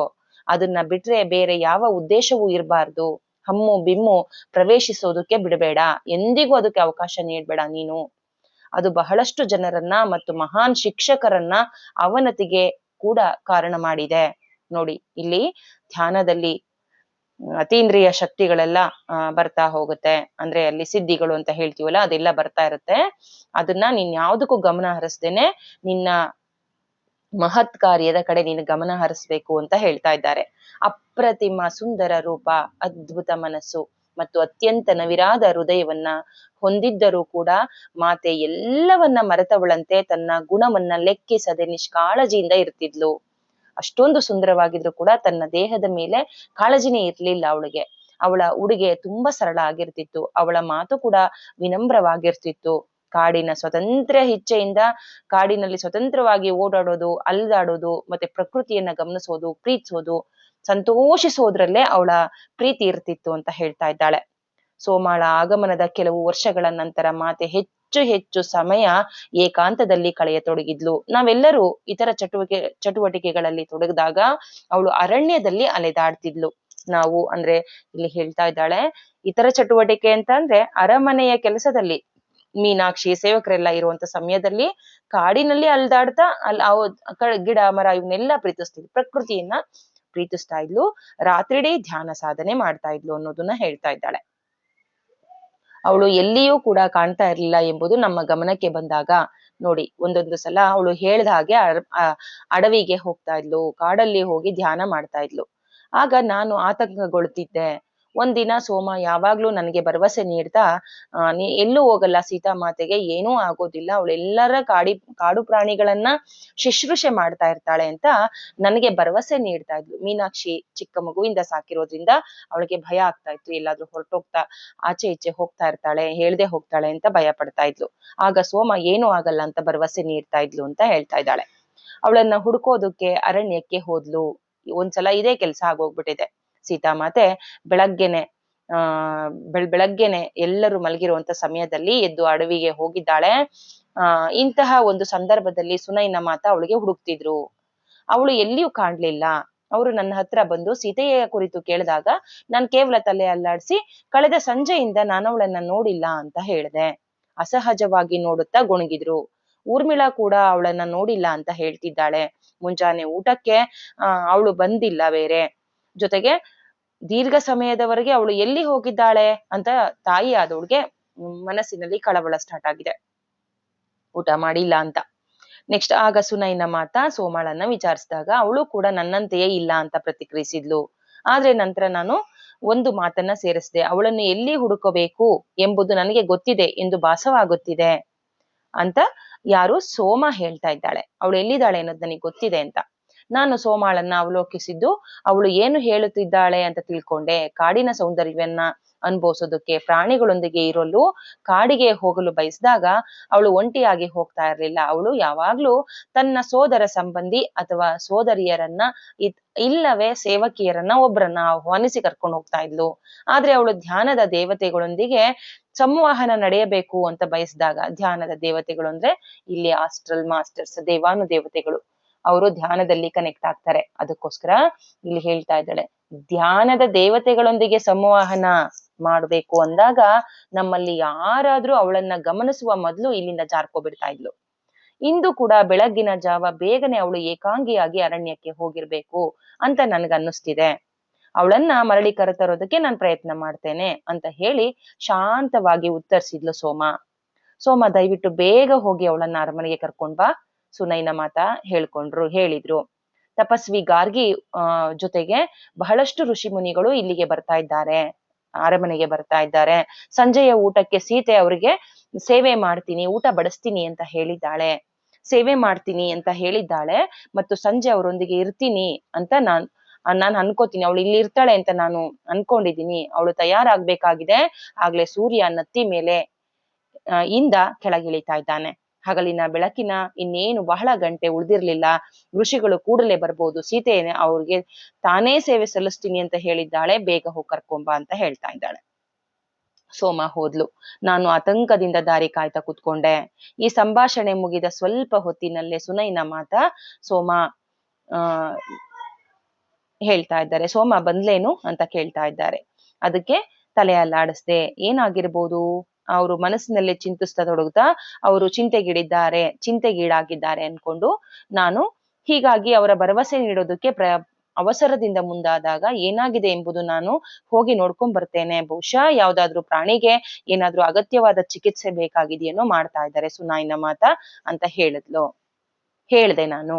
ಸುನಯನ ಮಾತೆ ಸರಿ ಅಂತ ಹೋಗು ನೀನ್ ನೋಡ್ಕೊಂಬಾ ಅಂತ ಕಳ್ಸಿದ್ಲು ಕಾಡಿಗೆ. ಸೀತಾ ಪ್ರಾಣಿಗಳ ಕುರಿತು ಕಾಳಜಿ ಬಗ್ಗೆ ನಮ್ಗೆಲ್ಲ ತಿಳಿದಿದ್ರಿಂದ ಅವಳು ಅದನ್ನೇ ಮಾಡ್ತಾ ಇದ್ದಾಳೆ, ಅಥವಾ ಯಾವ್ದೋ ಪ್ರಾಣಿಗೆ ಗಾಯ ಬೇಕು, ಜೊತೆಗೆ ಪ್ರಾಣಿ ಆಕ್ರಮಣ ಮಾಡಿದ್ರೆ ಅಲ್ಲಿ ಸೀತಾ ಹಾಜರಾಗಿ ಅದಕ್ಕೆ ಔಷಧಿಯನ್ನ ಕಟ್ತಾ ಇದ್ಲು. ಅದನ್ನ ನೋಡಿ ಹೌದು ಸುನಯನ ಮಾತನ್ನ, ಹೌದು ಮೀನಾಕ್ಷಿ ಹಾಗೆ ಆಗಿರತ್ತೆ, ಆದ್ರೆ ಅವಳಿಗೆ ಬೇಗ ಬರೋದು ಕೇಳು ಅಂತ ಸುನಯನ ಮಾತ ಹೇಳ್ತಾ ಇದ್ದಾಳೆ. ಮೇಲಿಂದ ನಾನು ಮೇಲೆ ಕಾಡಿಗೆ ಹೋಗಿ ಬಹಳ ವರ್ಷಗಳೇ ಗತಿಸಿವೆ. ಈಗ ವಯಸ್ಸು ಆಗಿದೆ. ಅವಾಗೆಲ್ಲ ಚಿಕ್ಕವಳಾಗಿದ್ಲು ಸೀತಾಮಾತೆ, ಚಿಕ್ಕ ಮಗು ಆಗಿದ್ಲು. ಅವಳ ಜೊತೆ ಎಲ್ಲ ಕಾಡಿಗೆ ಹೋಗ್ತಾ ಇದ್ಲು. ಈಗ ಸೋಮ ಬಂದಿದ್ದಾಳೆ, ಕಾಡಿಗೆ ಹೋಗಿ ತುಂಬಾ ವರ್ಷಗಳಾಗೋಗಿವೆ. ಈಗ ಸಾಮಾನ್ಯವಾಗಿ ಸೋಮನೇ ಸೀತೆಯ ಜೊತೆಗೂಡಿ ಹೋಗ್ತಾ ಇದ್ದಿದ್ರಿಂದ ದಟ್ಟವಾದ ಅರಣ್ಯ, ಕಿರಿದಾದ ಅರಣ್ಯದಲ್ಲಿ ಹೇಗೆ ಹೋಗ್ಬೇಕು ಅಂತ ಗೊತ್ತಾಗ್ದೇನೆ ಎಚ್ಚರಿಕೆಯಿಂದ ಅಲ್ಲಿ ನಾನು ಹೋದೆ. ನಾನು ಮೊದಲು ಅವರನ್ನ ಸೌಮ್ಯ ಧ್ವನಿಯಲ್ಲಿ ನಂತರ ಜೋರಾಗಿ ಸೋಮಾ ಮಾತಾ ಅಂತ ನಾನು ಕರೆದೆ. ಎಲ್ಲೂ ಕೂಡ ಉತ್ತರ ಬರ್ಲಿಲ್ಲ. ಹೆಚ್ಚು ಆಳವಾದ ಅರಣ್ಯ ಮಾರ್ಗದಲ್ಲಿ ಹೋಗ್ತಾ ನಾನು ಅವ್ರನ್ನ ಕೂಗ್ದೆ. ಕೊನೆಗೂ ಸೋಮಳ ಆಕೃತಿ ನನ್ನ ಸಮೀಪ ಬರ್ತಾ ಇರೋದನ್ನ ನಾನು ನೋಡಿ, ಅವಳೆಲ್ಲಿ ಅಂತ ನಾನು ಕೇಳ್ದೆ. ಸೀತಾಮಾತೆ ಎಲ್ಲಿ ಅಂತ ಕೇಳ್ದೆ. ನಾವಿಬ್ರು ಹುಡ್ಕೊಂಡು ಬರೋದಕ್ಕೆ ಸುನೈನಾ ಮಾತ ನನ್ನನ್ನ ಕಳ್ಸಿದ್ದಾಳೆ, ನಿಮ್ಮಿಬ್ರು ಬರ್ಬೇಕು ಅಂತ. ಎಚ್ಚರಿಸುವ ದನಿಯಲ್ಲಿ ಬೇಗ ಬನ್ನಿ ಅಂತ ನಾನು ಕರೆದೆ. ಅವಳ ಮುಖ ಯಾವಾಗ್ಲೂ ಅಲಂಕಾರದಿಂದ ಮುಗುಳ್ನಗೆಯಿಂದ ಕೂಡಿರ್ತಿತ್ತು, ಸೋಮಾಳ ಮುಖ. ಆಗ ಆ ಜಾಗದಲ್ಲಿ ಚಿಂತೆ ಅನ್ನೋದು ತುಂಬಿಕೊಂಡಿದ್ದನ್ನ ನಾನು ಗಮನಿಸಿ, ಮುಖ ಬಿಳಿಸ್ಕೊಂಡಿರೋದನ್ನ ನಾನು ಗಮನಿಸ್ದೆ. ಅವಳ ಧ್ವನಿಯೂ ಕೂಡ ಕಂಪಿಸ್ತಾ ಇತ್ತು. ಸಣ್ಣ ನಡುಕದೊಂದಿಗೆ ಅವಳು ಉತ್ತರಿಸಿದ್ಲು, ಅವಳು ಆಳ ಧ್ಯಾನದಲ್ಲಿದ್ದಾಳೆ, ಅವಳು ಅತ್ಯುನ್ನತ ಸ್ಥಿತಿಯನ್ನ ಪ್ರವೇಶ ಮಾಡಿದ್ದಾಳೆ ಅಂತ ನನಗೆ ಅನ್ನಿಸ್ತಾ ಇದೆ ಮೀನಾಕ್ಷಿ ಅಂತ ಹೇಳ್ತಾ ಇದ್ದಾಳೆ. ಮರಳಿ ಕರೆತರೋದಕ್ಕೆ ನನ್ನಿಂದ ಸಾಧ್ಯವಾಗ್ತಾ ಇಲ್ಲ. ನಾನು ಇಲ್ಲಿ ಬಂದಾಗಿನಿಂದ ಅವಳು ಅಲುಗಾಡಿಯೂ ಇಲ್ಲ ಮತ್ತು ಬಂಡೆಯಂತೆ ಕುಳಿತುಬಿಟ್ಟಿದ್ದಾಳೆ. ಬೇಗನೆ ಹೋಗಿ ಜನಕ ಬಾಬಾ ಅವರಿಗೆ ಬರೋದಕ್ಕೆ ಹೇಳು. ಅವಳು ಪ್ರಜ್ಞೆಗೆ ಒಂದು ಎಚ್ಚರವಾದ ಮೇಲೆ ನಾನು ಅವಳು ಪ್ರಜ್ಞೆಯಿಂದ ಧ್ಯಾನದಿಂದ ಹೊರ ಬಂದಾದ್ಮೇಲೆ ಅವಳಿಗೆ ಒಂದು ಸ್ವಲ್ಪ ಹಣ್ಣು ಮತ್ತೆ ನೀರನ್ನು ತೆಗೆದುಕೊಂಡು ಬಾ ಅಂತ ಹೇಳ್ತಾ ಇದ್ದಾಳೆ ಮೀನಾಕ್ಷಿಗೆ. ನೋಡಿ, ಸೀತಾ ಮಾತೆಯನ್ನ ಎಷ್ಟು ಚೆನ್ನಾಗಿ ನೋಡ್ಕೋತಾ ಇದ್ಲು ಸೋಮ ಅಂದ್ರೆ. ಯಾವಾಗ್ಲೂ ಕೊನೆಯ ಹಂತದಲ್ಲೂ ಕೂಡ ಅವಳು ಇನ್ನೇನು ದೀರ್ಘಕಾಲದವರೆಗೆ ಧ್ಯಾನ ಸಾಧನೆ ಮಾಡಿ ಕಣ್ಣು ಬಿಡದೆ ಇರುವಂತ ಸಾಧಕಿ ಆಗಿದ್ದಾಗ್ಲೂ ಕೂಡ, ಇನ್ನೇನು ತುಂಬಾ ಸುಸ್ತಾದಾಗ್ಲೂ ಕೂಡ, ಇನ್ನೇನು ಕಣ್ಣು ಬಿಡೋದೇ ಕಷ್ಟ ಅನ್ನೋ ಸಮಯದಲ್ಲೂ ನೀರು ಹಣ್ಣನ್ನ ಸೋಮ ಕೊನೆವರೆಗೂ ತಗೊಂಡು ಹೋಗ್ತಾಳೆ. ಕೊನೆಗೆ ಸೀತಾಮಾತೆನು ಥ್ಯಾಂಕ್ ಯು ಸೋಮ ಅಂತ ಬಂದು ಅಪ್ಕೊಳ್ಳೋದನ್ನ ನಾವು ಮುಂದೆ ನೋಡ್ತೀವಿ. ಅಷ್ಟು ಸೇವಕಿಯಾಗಿ ಸಾಧನೆ ಮಾಡ್ತಾಳೆ ಸೀತಾಮಾತೆಗೆ ಸೋಮ. ನೆಕ್ಸ್ಟ್ ಒಂದು ಮಾತನಾಡದೆ ನಾನು ಅಲ್ಲಿಂದ ಬಂಡೆಗಲ್ಲುಗಳ ಮೇಲೆ ಮಾರ್ಗದಲ್ಲಿ ಮುಳ್ಳಿನ ದಾರಿಯಲ್ಲಿ ನಡ್ಕೊಂಡು ಓಡ್ತಾ ಇದ್ದೆ. ಹೆಮ್ಮರಗಳ ನಡುವಿನ ಸಾಧ್ಯವಾದಷ್ಟು ವೇಗವಾಗಿ ನಾನು ಓಡ್ತಾ ಇದ್ದೆ. ಸೀತಾಮಾತೆಯನ್ನ ಎಚ್ಚರಿಸೋದಕ್ಕೆ ಜನಕ ಬಾಬಾನ ಕರ್ಕೊಂಬರೋಣ ಅಂತ. ಕಾಡಿನ ತುದಿಯನ್ನ ನಾನು ತಲುಪ್ತಾ ಇದ್ದೆ. ಅಂದ್ರೆ ಕಾಡು ಇನ್ನೇನು ಮುಗೀತು, ರಾಜ್ಯ ಸಿಗ್ಬೇಕು ಅನ್ನೋ ತುದಿ ತಲುಪ್ತಿದ್ದಂತೆ ನನ್ನ ಬಟ್ಟೆ ಏನೋ ಒಂದುಗೆ ತಗುಲಿತು. ಅದು ನಾನು ಅದರಿಂದ ರಕ್ಷಿಸಿಕೊಳ್ಳೋದ್ರಲ್ಲಿ ನೆಲದ ಮೇಲೆ ಬಿದ್ದೆ. ನನ್ನ ಪಾದದ ಕೀಲು ತಿರ್ಚ್ಕೊಂತು, ಇಲ್ಲಿ ಉಳುಕಿದೆ. ಕಣ್ಗಳಲ್ಲಿ ನೀರು ತುಂಬಿ ಬಂತು. ನಾನು ನಿಲ್ಲುವಂತಿರ್ಲಿಲ್ಲ. ಮಹಾರಾಜರ ಹತ್ರ ಹೋಗ್ಲೇಬೇಕಿತ್ತು. ಮಾತೆ ನನಗೆ ಮುಂದುವರಿಯೋದಕ್ಕೆ ಶಕ್ತಿ ಕೊಡು ಅಂತ ಪ್ರಾರ್ಥನೆ ಮಾಡ್ಕೊಳ್ತಾ ಅರಮನೆ ದಾರಿಯಲ್ಲಿ ಮುಂದುವರಿದೆ. ತುಂಬಾ ಕಷ್ಟದಿಂದ ನಾನು ನನ್ನ ಪಾದಕ್ಕೆ ಭಾರ ಹಾಕದೆ. ಅಲ್ಲಿ ನಾನು ಅಡುಗೆ ಮನೆಯಿಂದ ಹೊರಗಿದ್ದ ಕಿರಣ್ ನನ್ನ ಕಂಡೆ. ಮೀನಾಕ್ಷಿ ಏನಾಯ್ತು? ಅವನು ಚಿಂತೆಯ ಧ್ವನಿಯಲ್ಲಿ ಕೇಳ್ದ. ನೀನೇಕೆ ಕುಂಟುತ್ತಿರುವೆ? ನಿನಗೇನ್ ಗಾಯ ಆಗಿದ್ಯಾ ಅಂತ ಕೇಳ್ದ. ನಾನು ತಲೆ ಅಲ್ಲಾಡಿಸ್ದೆ. ನಾನೀಗ ಜನಕ ಬಾಬಾ ಅವರನ್ನ ಕಾಣ್ಲೇಬೇಕು.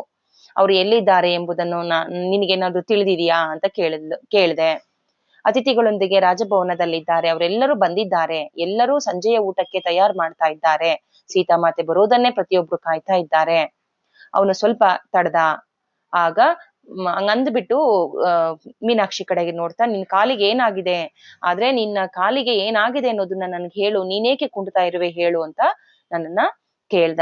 ನಿನಗೆ ಜನಕ ಬಾಬಾ ಅವರು ಬೇಕಾಗಿದ್ದಾರೆ ತಾನೇ, ನಾನು ಬೇರೆ ಸೇವಕರನ್ನ ಹತ್ತಿರ ಹೋಗೋದಕ್ಕೆ ಹೇಳ್ತೀನಿ ಅಂತ ಹೇಳಿದ್ರೆ, ಇಲ್ಲ ನಾನೇ ಹೋಗ್ಬೇಕು ಅಂತ ಅವಸರದಿಂದ ನಾನು ಉತ್ತರಿಸ್ದೆ. ನಿಜವಾಗಿಯೂ ನಾನು ಚೆನ್ನಾಗಿದ್ದೇನೆ, ಆದ್ರೆ ನಾನೀಗ ಹೋಗ್ಲೇಬೇಕು. ಅಲ್ಲಿಂದ ಬಿಡುಗಡೆ ಪಡೆಯುತ್ತಾ ಏನು ಆ ಹುಡುಗ ಇದ್ದಾನೆ, ಆ ಹುಡುಗನಿಂದ ತಡಿ ನಾನು ಹೋಗ್ಬೇಕು ಅಂತ ಹೋಗ್ತಾ ಇದ್ದಾಳೆ. ನನಗೆ ಸಾಧ್ಯವಾದ ಮಟ್ಟಿಗೆ ಜೋಲಿ ಹೊಡೆಯೋದನ್ನ ತಡೆಯುತ್ತಾ, ಅಂದ್ರೆ ತುಂಬಾ ಕುಂಟ್ತಾ ಇದ್ರೆ ಏನಾದ್ರು ಅನ್ಕೋತಾರೆ ಅಂತ ರಾಜಭವನವನ್ನ ನಿಧಾನವಾಗಿ ಕಷ್ಟಪಟ್ಟು ಹೋದೆ. ನಾನಲ್ಲಿ ತಲುಪ್ತಿದ್ದಂತೆ ಅಲ್ಲಿ ಧ್ವನಿಗಳನ್ನ ಕೇಳ್ದೆ. ಆದ್ರೆ ನಾನು ಬಾಗಿಲಲ್ಲಿ ತಲುಪ್ತಿದ್ದಂತೆ ನಾನು ಅಲ್ಲೇ ನಿಂತ್ಬಿಟ್ಟೆ. ಕರೆಯದೆ ಎಂದು ನಾನು ಅಲ್ಲಿಗೆ ಪ್ರವೇಶ ಮಾಡಿರ್ಲಿಲ್ಲ. ನಾನು ಪ್ರವೇಶಿಸುವುದು ದುರಾಂಕಾರ ಅನ್ನಿಸ್ತಾ ಇತ್ತು ಎನಿಸಬಹುದು ಅನ್ಕೊಂಡು ನಾನು ಜನಕ ಬಾಬಾ ಅವರ ಅಗತ್ಯವಿದ್ದಾಗ ಮಾತ್ರ ಹೋಗ್ತಾ ಇದ್ದೆ. ನಾನೇನ್ ಮಾಡ್ಬೇಕಾಗಿತ್ತು, ಈಗ ಹೋಗ್ಲೇಬೇಕಾಗಿತ್ತು. ಹಾಗಾಗಿ ಏನೂ ನಿರ್ಧರಿಸಲಾಗದೆ ನಾನು ಕೆಲವು ಹೆಜ್ಜೆಗಳನ್ನ ಹಿಂದೆ ಹಾಕದೆ, ಆದ್ರೂ ಕೂಡ ನನಗೆ ಒಳಗೆ ಬರೋದಕ್ಕೆ ಆ ಕೇಳು ಜನಕ ಬಾಬಾ ಯಾರೋ ಒಳಗೆ ಬರ್ಬೇಕು ಅಂತ ಹೇಳಿದ್ರು. ಅದನ್ನ ನಾನ್ ಕೇಳಿಸ್ಕೊಂಡಾಗ ನಾನು ಒಳಗೆ ಪ್ರವೇಶಿಸ್ತಿದ್ದಂತೆ ನನ್ನ ಹೆಜ್ಜೆಗಳು ಸರಿಯಾಗಿಡೋದಕ್ಕೆ ನನಗೆ ಆಗ್ಲೇ ಇಲ್ಲ. ಆದ್ರೂ ಪ್ರಯತ್ನ ಪಟ್ಟು ಜನಕ ಬಾಬಾ ಹತ್ರ ಹೋಗಿ ನಿಧಾನವಾಗಿ ಋಷಿ ಮುನಿಗಳಿಗೆಲ್ಲರಿಗೂ ನಮಸ್ಕಾರವನ್ನ ಮಾಡ್ತಾ ನಿಂತ್ಕೊಂಡೆ. ಮೀನಾಕ್ಷಿ ನಿನ್ಗೇನಾಗಿದೆ ಅಂತ ಜನಕ ಬಾಬಾ, ನೀನ್ ಏಕೆ ಕುಂಟುತ್ತಿರುವೆ ಅಂತ ಕೇಳಿದ್ರು. ಏನು ಇಲ್ಲ, ಬಹಳವೆಂದ್ರೆ ಪಿಸು ಮಾತಿನಲ್ಲಿ ನನಗೆ ಉತ್ಸೋದಕ್ಕೆ ಸಾಧ್ಯ ಆಯ್ತು. ಅಷ್ಟು ತುಂಬಾ ನೋವಾಗ್ಬಿಟ್ಟಿದೆ ಮೀನಾಕ್ಷಿಗೆ. ತಮ್ಮ ಉಪಸ್ಥಿತಿಯನ್ನ ವಿನಂತಿಸಿಕೊಳ್ಳುತ್ತಾ, ಸೋಮ ನನ್ನನ್ನ ಕಳ್ಸಿದ್ದಾಳೆ, ಅವಳು ಕಾಡಿನಲ್ಲಿ ರಾಜ್ಕುಮಾರಿ ಸೀತೆ ಜೊತೆ ಇದ್ದಾಳೆ, ನಿಮಗೆ ತುರ್ತಾಗಿ ಬರ್ಬೇಕು ಅಂತ ಹೇಳ್ತಾ ಇದ್ದಾಳೆ. ಏನಾದ್ರೂ ಸಂಭವಿಸಿದೆ, ಏನಾದ್ರೂ ಆಗಿದ್ಯಾ ಅಂತ ಕೇಳ್ತಾ ಇದ್ದಾಳೆ. ಆತಂಕ ಧ್ವನಿಯಲ್ಲಿ ಜನಕ ಬಾಬಾ ಕೇಳ್ತಾ ಇದ್ದಾರೆ. ನನಗ್ ಗೊತ್ತಿಲ್ಲ, ಅವಳು ಬೇಗ ಬರ್ಬೇಕು ಅಂತ ಹೇಳಿದ್ಲು. ಜನಕ ಬಾಬಾ ಅವರು ತಮ್ಮ ಕಣ್ಗಳನ್ನ ಮುಚ್ಕೊಂಡು ಸ್ವಲ್ಪ ನಿಮಿಷಗಳವರೆಗೆ ಹಾಗೆ ಧ್ಯಾನದಲ್ಲಿ ಗೊಣಗುಟ್ರು. ಕಣ್ ತೆರೆದಾದ್ಮೇಲೆ ಗೊಣಗುಡ್ತಾ ಇದ್ದಾರೆ. ನಾನು ಅದನ್ನ ಮೊದಲೇ ಆಲೋಚಿಸಿದ್ದೆ. ಬಹುದಿನಗಳ ಹಿಂದೆ ಅವಳು ಸೀತಾಮಾತೆಯ ಬಗ್ಗೆ ಧ್ಯಾನದಲ್ಲಿ ಅವರು ಕಂಡ್ಕೊಂಡಿದ್ದಾರೆ. ಬಹುದಿನಗಳ ಹಿಂದೆ ಅವಳು ತಾನು ಎಲ್ಲಿಂದ ಬಂದೆ ಎಂಬುದನ್ನ ನೆನಪಿಸಿಕೊಂಡಾಗ್ಲೇ ನಾನು ಆ ಕುರಿತು ಹೆದರಿದ್ದೆ. ನಾನು ಎಲ್ಲಿಂದ ಬಂದೆ ಅಂತ ಮತ್ತೆ ಅವಳು ಕಂಡಿಡಿಯೋದಕ್ಕೆ ಧ್ಯಾನದಲ್ಲಿ ಆಳ ಪ್ರವೇಶ ಮಾಡಿದ್ದಾಳೆ ಅನ್ನೋದನ್ನ ಕಂಡಿಡ್ಕೊಂಡಿದ್ದಾರೆ ಇಲ್ಲಿ ಜನಕ ಬಾಬಾ. ನಾನು ಈ ಕುರಿತು ಹೆದರಿದ್ದೆ ಅಂತ ಹೇಳ್ತಾ ಇದ್ದಾರೆ. ನೆರೆದಿರುವ ಋಷಿಗಳನ್ನ ಜನಕ ಬಾಬಾ ಕ್ಷಮೆ ಕೋರ್ತಾ, ತಪಸ್ವಿ ಗಾರ್ಗಿ ನೀವು ನನ್ ಜೊತೆ ಬರೋದಕ್ಕೆ ಸಾಧ್ಯವಿದ್ರೆ ಬನ್ನಿ ಅಂತ ಕರಿತಾ ಇದ್ದಾರೆ. ಅವರು ತಲೆದೂಗಿ ಉಷಾಳನ ಜೊತೆಗೆ ಕರ್ಕೊಂಡು ಉಷಾಳಿಗೆ ಹೇಳ್ತಾ ಇದ್ದಾರೆ, ಇಲ್ಲಿರೋರ್ಗೆಲ್ಲರಿಗೂ ಸಂಜೆಯ ಊಟದ ಬಗ್ಗೆ ನೀನ್ ಕಾಳಜಿ ಮಾಡು ಅಂತ ಹೇಳ್ಬಿಟ್ಟು ಗಾರ್ಗಿಯ ಜೊತೆ ಕೆಲವೊಂದು 4 ಜನ ರಕ್ಷಕರ ಜೊತೆ ದಾರಿಯಲ್ಲಿ ಒಂದು ಬೆಳಗು ದೀವಟಿಗೆಯನ್ನ ಹಿಡ್ಕೊಂಡು ಗಾರ್ಗಿಯ ಜೊತೆ ಜನಕ ಬಾಬಾ ಹೋಗ್ತಾ ಇದ್ದಾರೆ. ಕುಂಟುತ್ತಾ ಅತ್ತಿತ್ತ ಓಲಾಡದಂತೆ ಸಾಧ್ಯವಾದ ಎಲ್ಲ ಪ್ರಯತ್ನವನ್ನ ಮಾಡ್ತಾ ಬುಟ್ಟಿಯಲ್ಲಿ ಕೆಲವು ಹಣ್ಣುಗಳನ್ನ, ಒಂದು ನೀರಿನ ಊಜಿಯನ್ನ ತುಂಬಿಕೊಂಡೆ. ನನ್ನ ಪಾದ ಚಡಪಡಿಸ್ತಾ ಇತ್ತು, ಕೀಲು ಚಡಪಡಿಸ್ತಾ ಇತ್ತು. ತುಂಬಾ ನೋವಿನಿಂದ ನಾನು ಸೋಮಾಳನ್ನು ಭೇಟಿಯಾದ ಜಾಗದವರೆಗೆ ಅವರನ್ನ ಕರೆದುಕೊಂಡು ಹೋದೆ. ಅವಳು ಅಲ್ಲಿರ್ಲಿಲ್ಲ, ಆದ್ರೆ ನಾನು ಕೂಗಿ ಕರೆದಾಗ ಅವಳು ಹೊರಬಂದ್ಲು. ಅವರನ್ನ ಸ್ತಬ್ಧವಾದ ಕೊಳದ ಕಮಲದಂತೆ ಪದ್ಮಾಸನದಲ್ಲಿ ಎಳ್ಳಷ್ಟು ಜೀವವಿಲ್ಲದ, ಸುಳಿವು ತೋರದೆ ನಿಶ್ಚಲವಾಗಿ ಕುಳಿತುಕೊಂಡಿದ್ದ ಆ ಜಾಗಕ್ಕೆ ನನ್ನನ್ನ ಕರ್ಕೊಂಡು ಹೋದ್ಲು. ಅವಳನ್ನ ನಾನೆಂದೂ ಆ ಸ್ಥಿತಿಯಲ್ಲಿ ನೋಡಿರ್ಲಿಲ್ಲ. ಯಾರನ್ನ? ಸೀತಾಮಾತೆಯನ್ನ ನಾನು ಯಾವತ್ತೂ ಆ ಸ್ಥಿತಿನಲ್ಲಿ ನೋಡಿರ್ಲಿಲ್ಲ.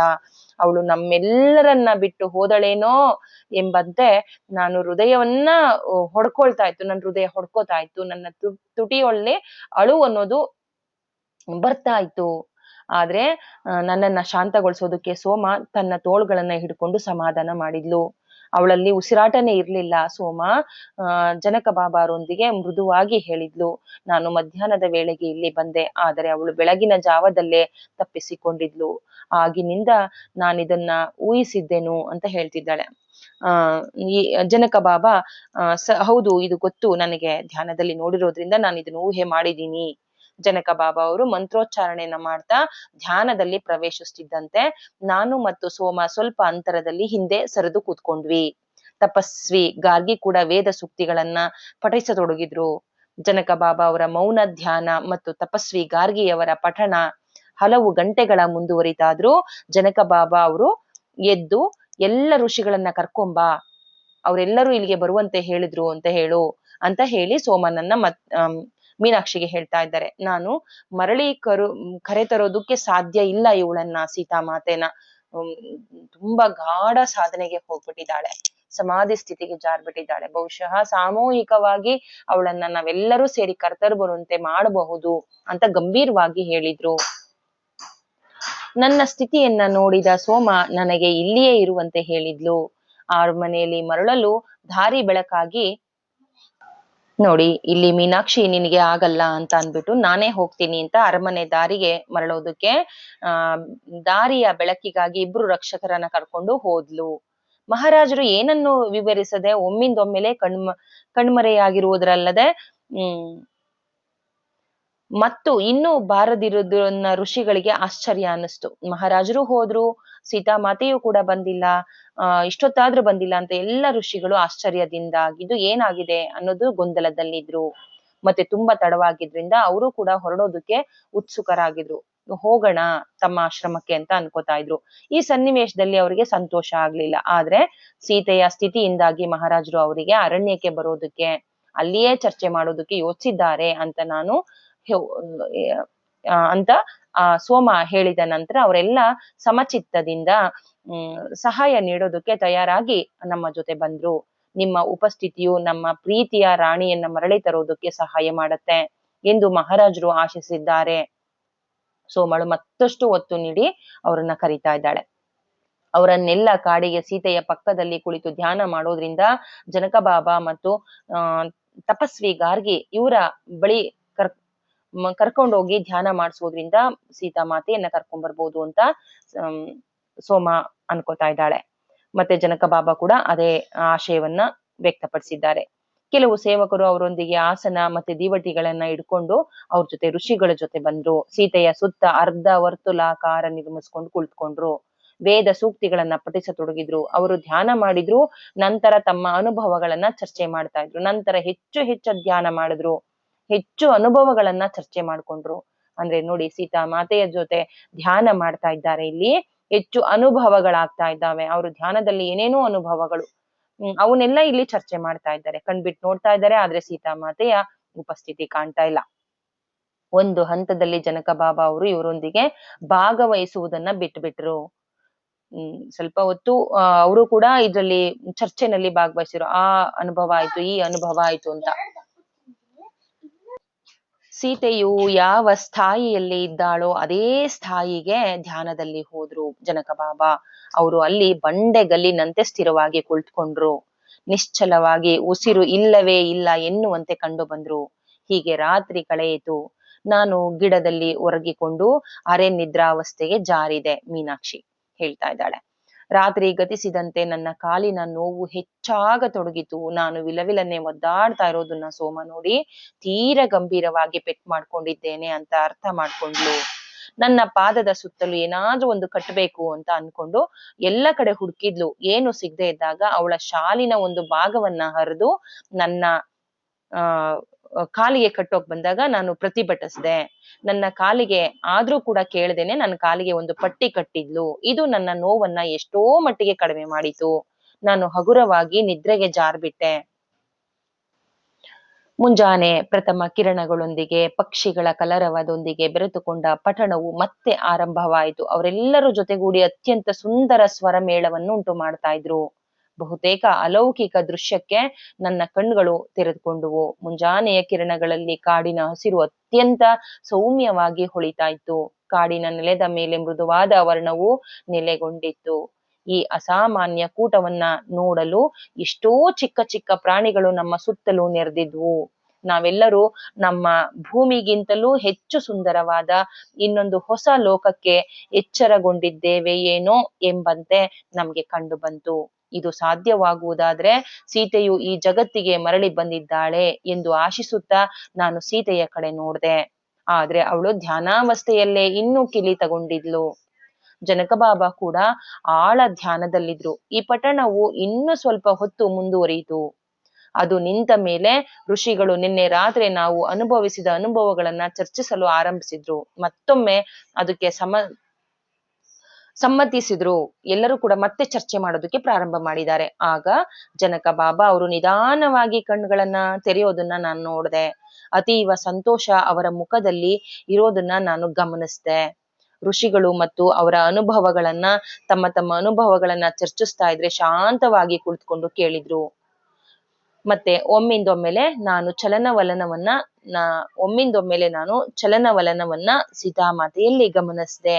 ಅವಳು ತನ್ನ ಆಸನವನ್ನ ಅತ್ಯಂತ ನಿಧಾನವಾಗಿ ಬದಲಾಯಿಸಿದ್ಲು. ಕೂತಿರೋದ್ರಿಂದ ನಿಧಾನವಾಗಿ ಹೊರಳ್ಕೋತಾ ಇದ್ದಾಳೆ ಸೀತಾ.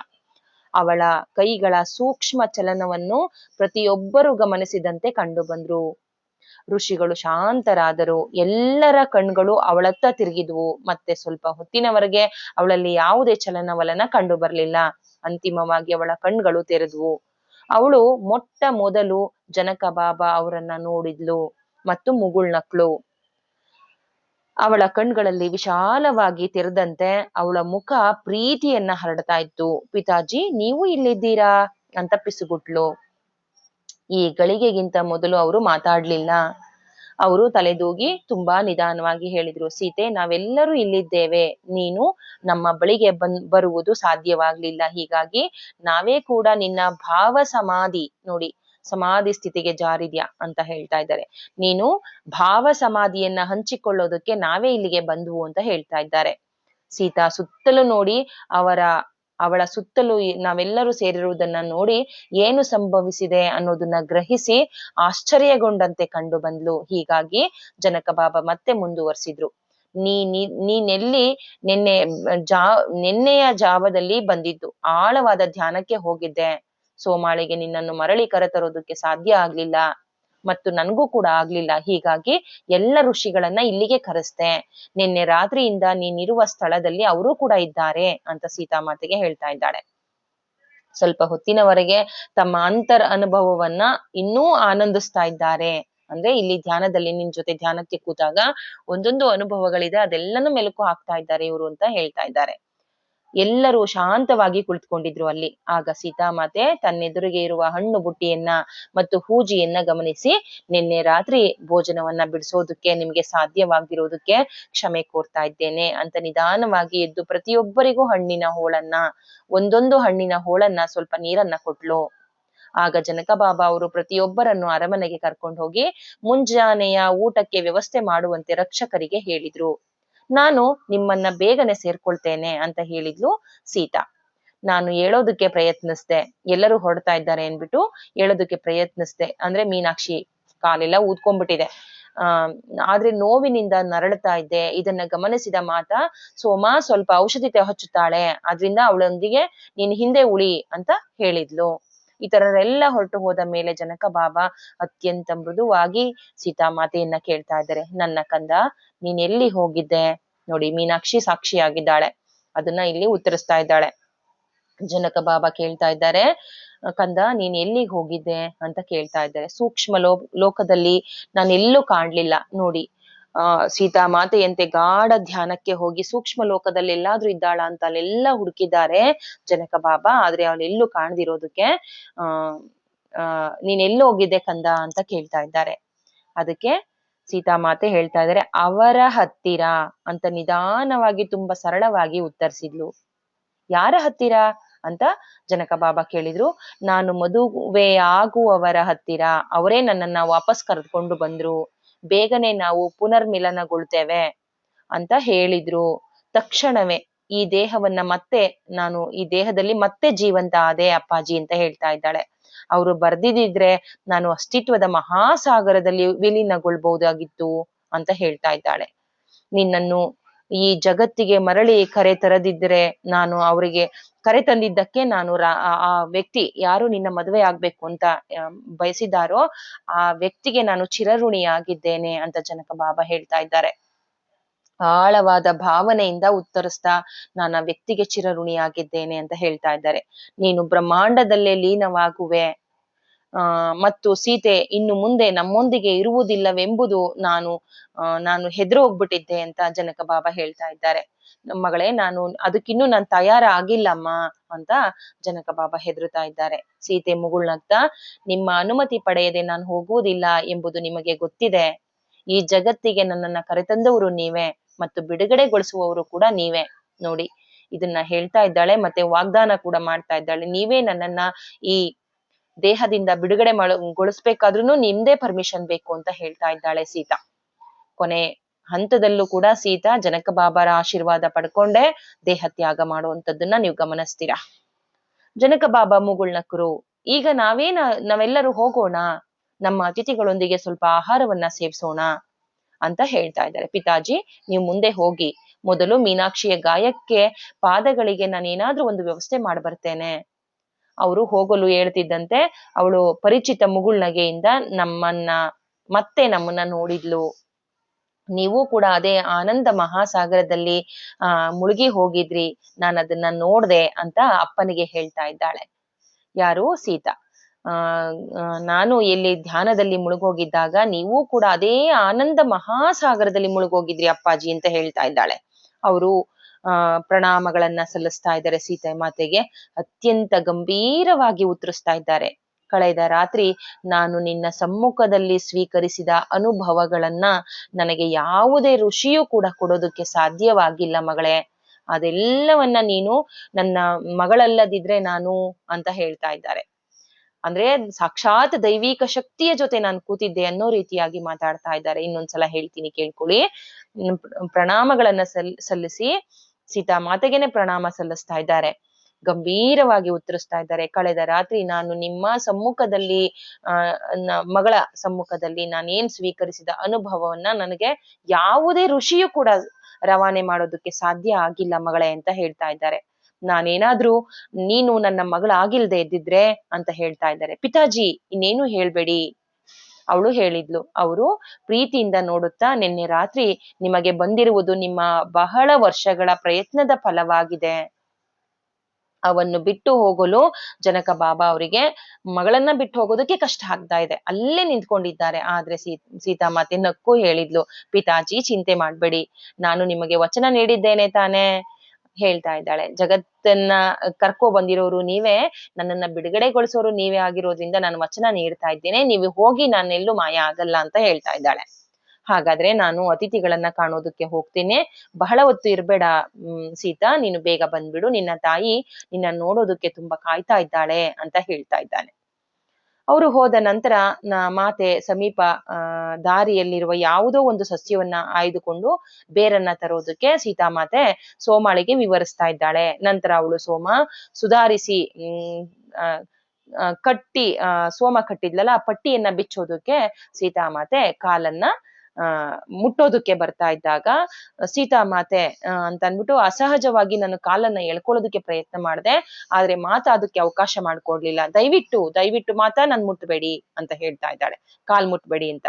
ನಿಜವಾಗಿಯೂ ಅದು ಏನೂ ಅಲ್ಲ, ಏನೋ ಒಂದು ನೋವಾಗಿದೆ, ಅದು ಹೋಗುತ್ತೆ ಬಿಡಿ ಅನ್ನೋ ತರ ಹೇಳ್ತಾ ಇದ್ದಾಳೆ. ಹೆಚ್ಚಿಗೆ ವಿಶ್ರಾಂತಿ ತೆಗೆದುಕೋಬೇಕು ಅಷ್ಟೇ ನೀನು ಅಂತ ಅಂದ್ಬಿಟ್ಟು ಸೀತಾಮಾತೆ ಹೇಳ್ತಾ ಇದ್ದಾಳೆ. ನೀನು ಇಡೀ ರಾತ್ರಿ ವಿಶ್ರಾಂತಿ ತೆಗೆದುಕೊಂಡಿರುವೆ ಮೀನಾಕ್ಷಿ, ಆದ್ರೆ ಈ ಊತ ನೋಡು ಔಷಧಿಯ ಸಹಾಯ ಮಾಡುತ್ತದೆ. ಔಷಧಿ ಅನ್ನೋದು ನಿನಗೆ ಸಹಾಯ ಮಾಡುತ್ತದೆ. ನಿನ್ನ ಪಾದದ ಗಾತ್ರ ಅದರ ಆಕಾರಕ್ಕಿಂತಲೂ ಹೆಚ್ಚಾಗೋಗಿದೆ ಅಂತ ಅಂದ್ಬಿಟ್ಟು ಕಣ್ಣೀರ ಕೋಡಿ ಹರಿತಾ ಇದೆ ನೋಡು, ಎಷ್ಟು ನೋವಾಗಿದೆ ನಿನಗೆ ಅಂತ ಹೇಳ್ತಾ ಇದ್ದಾಳೆ. ಮಾತೆ, ನಾನು ನಿನ್ನ ಸೇವಕಿ ಆಗಿದ್ದೇನೆ, ದಯವಿಟ್ಟು ನನ್ನ ಕಾಲನ್ನ ಮುಟ್ಬೇಡ ಅಂತ ಹೇಳ್ತಾ ಇದ್ರೆ ಪುನಃ ನನ್ನ ಕಾಲನ್ನ ಹಿಡ್ಕೊಳ್ತಾ ಪ್ರಯತ್ನ ಮಾಡ್ತಾ ನಿಧಾನವಾಗಿ ಮಾಡ್ಬೇಡ ಹಂಗ್ ಮಾಡ್ಬೇಡ ಅಮ್ಮ ಸೀತಾ ಮಾತೆ ಅಂತ ಹೇಳ್ತಾ ಇದ್ದಾಳೆ ಮೀನಾಕ್ಷಿ. ನನ್ನ ಕಾಲನ್ನ ಹಿಡ್ಕೊಂಡು ಊದಿಕೊಂಡಿರಂತ ಪಾದವನ್ನ ಮೃದುವಾಗಿ ಸ್ಪರ್ಶಿಸ್ತಾ ಹೇಳ್ತಾ ಇದ್ದಾಳೆ ಮೀನಾಕ್ಷಿ, ನಾನು ಜಗತ್ತಿನ ಸೇವಕಿಯಾಗಿದ್ದೇನೆ, ನನಗೆ ಎಲ್ಲ ಸಾಧನಗಳು ಇರುವಾಗ ನಿನ್ನ ಗಾಯವನ್ನ ಕಾಳಜಿ ಇರೋದಕ್ಕೆ ಹೇಗ್ ಸಾಧ್ಯ ಅಂತ ಹೇಳ್ತಾ ಇದ್ದಾಳೆ.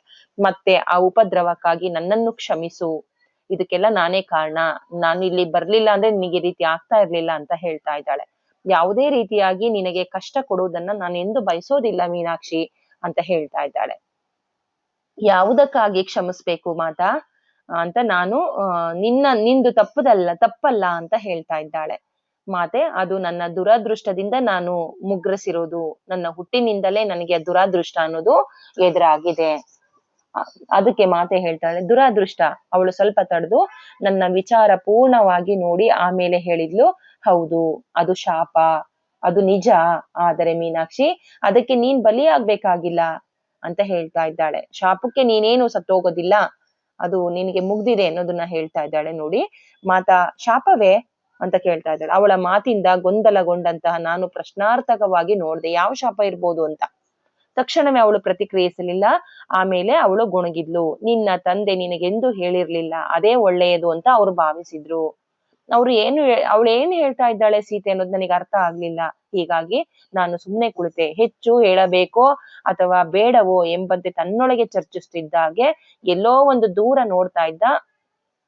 ನೋಡುತ್ತಾ ಕುಳಿತಿದ್ಲು ಮಾತೆ. ಹೇಳ್ಬೇಕು ಇವಳಿಗೆ ಬೇಡವೋ ಅನ್ನೋ ರೀತಿಯಾಗಿ ಎಲ್ಲೋ ದೂರ ನೋಡ್ತಾ ಕೆಲವು ನಿಮಿಷಗಳ ನಂತರ ಸೀತೆ ದಯಾಪೂರ್ಣವಾಗಿ ಕಾಳಜಿಯಿಂದ ಹೊರಸೂಸುವ ಅವಳ ಕಣ್ಣುಗಳು ನನ್ನಡೆ ತಿರುಕೊಂಡು ಎಷ್ಟೋ ಹೇಳ್ತಾ ಇದ್ದಾಳೆ. ತಲೆಮಾರುಗಳಿಂದ ಬಂದಂತ ಶಾಪ ನಿನ್ನ ತಂದೆಯ ಸಾವಿಗೆ ಕಾರಣವಾಗಿದೆ. ಅದು ನಿನಗೇನು ಮಾಡೋದಿಲ್ಲ ಮೀನಾಕ್ಷಿ.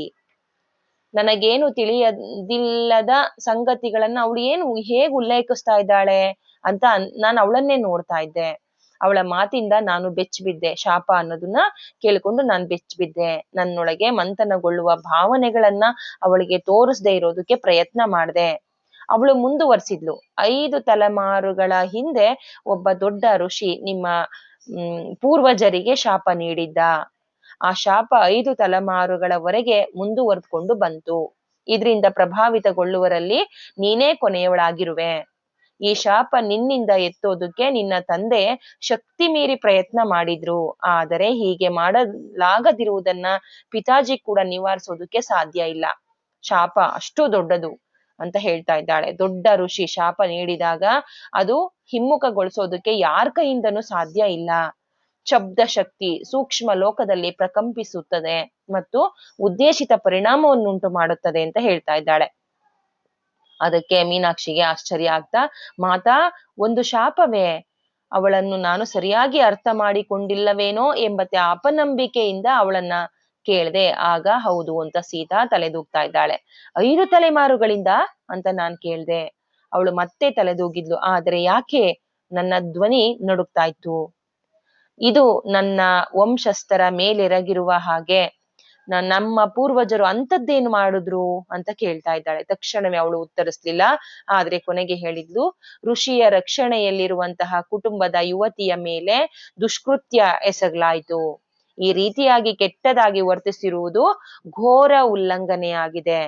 ನಾನು ಏನು ಕೇಳುತ್ತಿದ್ದೇನೋ ಅದನ್ನ ನಂಬೋದಕ್ಕೆ ನನಗೆ ಸಾಧ್ಯ ಆಗ್ಲಿಲ್ಲ. ಆಗ ನಿಮ್ಮ ಕುಟುಂಬ ಸಮಾಜ ತನ್ನ ನೆಲೆಯನ್ನ, ಭೂಮಿಯನ್ನ ಎಲ್ಲವನ್ನ ಕಳ್ಕೊಂತು. ಆಗ ಎಲ್ಲರೂ ಕೂಡ ಅವರನ್ನ ದೂರ ಇಟ್ರು. ಆದ್ರೆ ಶಾಪಗ್ರಸ್ತನಾದ ವ್ಯಕ್ತಿಯ ಮಗನನ್ನ, ಅಂದ್ರೆ ನಿನ್ನ ಮುತ್ತಜ್ಜನನ್ನ ಜನಕ ಕುಟುಂಬ, ಜನಕ ರಾಜ ಏನಿದ್ದಾರೆ, ಜನಕ ಕುಟುಂಬದ ವಂಶಸ್ಥರು, ಅಂದ್ರೆ ಸೀತೆಯ ಮುತ್ತಜ್ಜನ ಕಾಲದ ಹಿಂದಿನ ಅವರೆಲ್ಲರೂ ಕೂಡ ಸೇವೆ ಮಾಡೋ ರೂಪದಲ್ಲಿ ಅವರನ್ನ ತೆಗೆದುಕೊಂಡ್ರು. ಅವರೆಲ್ಲ ತುಂಬಾ ಕಠಿಣ ಜೀವನ ಮಾಡಿದ್ದಾರೆ. ಮೀನಾಕ್ಷಿ, ನಿನ್ನ ಅಜ್ಜ ಕೂಡ ತುಂಬಾ ಶಾಪಗ್ರಸ್ತವಾಗಿ ತುಂಬಾ ನೋವನ್ನ ಅನುಭವಿಸಿದ್ದಾರೆ ಅಂತ ಹೇಳ್ತಾ ಇದ್ದಾಳೆ. ನಿಮ್ಮ ತಂದೆಯೊಂದಿಗೆ ಶಾಪ ಸ್ವಲ್ಪ ಕಡಿಮೆ ಆಯ್ತು, ನಿಮ್ಮ ಅಪಾರವಾದ ಸೇವೆಯಿಂದ ಸ್ವಲ್ಪ ಕಡಿಮೆ ಆಯ್ತು ಅಂತ ಹೇಳ್ತಾ ಇದ್ದಾಳೆ. ಆದ್ರೆ ಅದು ಅವನಿಗೆ ನಿನ್ನ ಸಹೋದರ, ಅಂದ್ರೆ ನೋಡಿ ಇಲ್ಲಿ ದುರ್ಬಲ ಆಗೋದಕ್ಕೆ ಕಾರಣ ಏನಂದ್ರೆ ನಿನ್ನ ಸಹೋದರ ಮತ್ತೆ ತಾಯಿಯೂ ಕೂಡ ಈ ದುರಾದೃಷ್ಟದಿಂದ ಕಳೆದುಕೊಂಡಿದ್ದರ ಘೋರ ದುಃಖವನ್ನ ಉಂಟು ಮಾಡಿತು. ನೋಡಿ, ಈ ದುರಾದೃಷ್ಟ, ಈ ಶಾಪ ಅನ್ನೋದೇನಿದೆ ಅದು ನಿನ್ನ ತಾಯಿ ಮತ್ತೆ ನಿನ್ನ ಅಣ್ಣನನ್ನು ಕೂಡ ಬಲಿ ತಗೊಂತು ಅಂತ ಹೇಳ್ತಾ ಇದ್ದಾಳೆ ಸೀತಾಮಾತ. ಸಹೋದರ ಅಂತ ಆಶ್ಚರ್ಯ ಪಡ್ತಾ ಇದ್ದಾಳೆ. ಅಪನಂಬಿಕೆಯಿಂದ ನಾನು ಕೇಳ್ದೆ. ಇವುಗಳಲ್ಲಿ ಯಾವುದು ನನಗೆ ತಿಳಿದಿಲ್ಲ ಮಾತಾ ಅಂತ ಹೇಳ್ತಾ ಇದ್ದಾಳೆ. ನಿನಗೆ ಒಬ್ಬ ಅಣ್ಣನಿದ್ದ. ನಿನ್ನ ಹುಟ್ಟಿದ ಕೂಡಲೇ ಅವನು ನದಿಯಲ್ಲಿ ಮುಳುಗಿ ಹೋದ.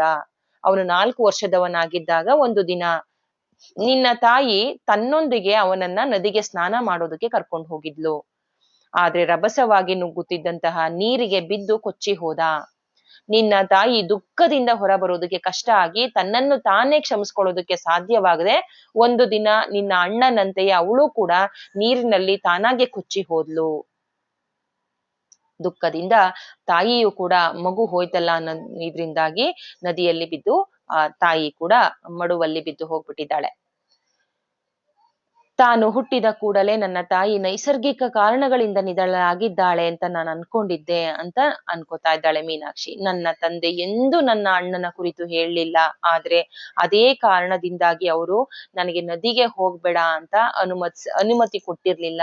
ಅದಕ್ಕಾಗಿ ನಾನು ಅವ್ರನ್ನ ಮತ್ತೆ ನನ್ನ ತಾಯಿಯನ್ನು ಕಳೆದುಕೊಂಡಿದ್ದೀನಿ ಅಂತ ನನ್ನೊಂದಿಗೆ ಅದಕ್ಕೆ ನನ್ಗೆ ನದಿಗೆ ಹೋಗೋದಕ್ಕೆ ನನ್ನ ತಂದೆ ಬಿಡ್ತಾ ಇರ್ಲಿಲ್ಲ. ಅವ್ರೇಕ್ ಇಷ್ಟೊಂದು ಕಠೋರವಾಗಿದ್ರು ಅನ್ನೋದನ್ನ ನಾನು ಆಗ ಅರ್ಥ ಮಾಡ್ಕೊಂಡೆ.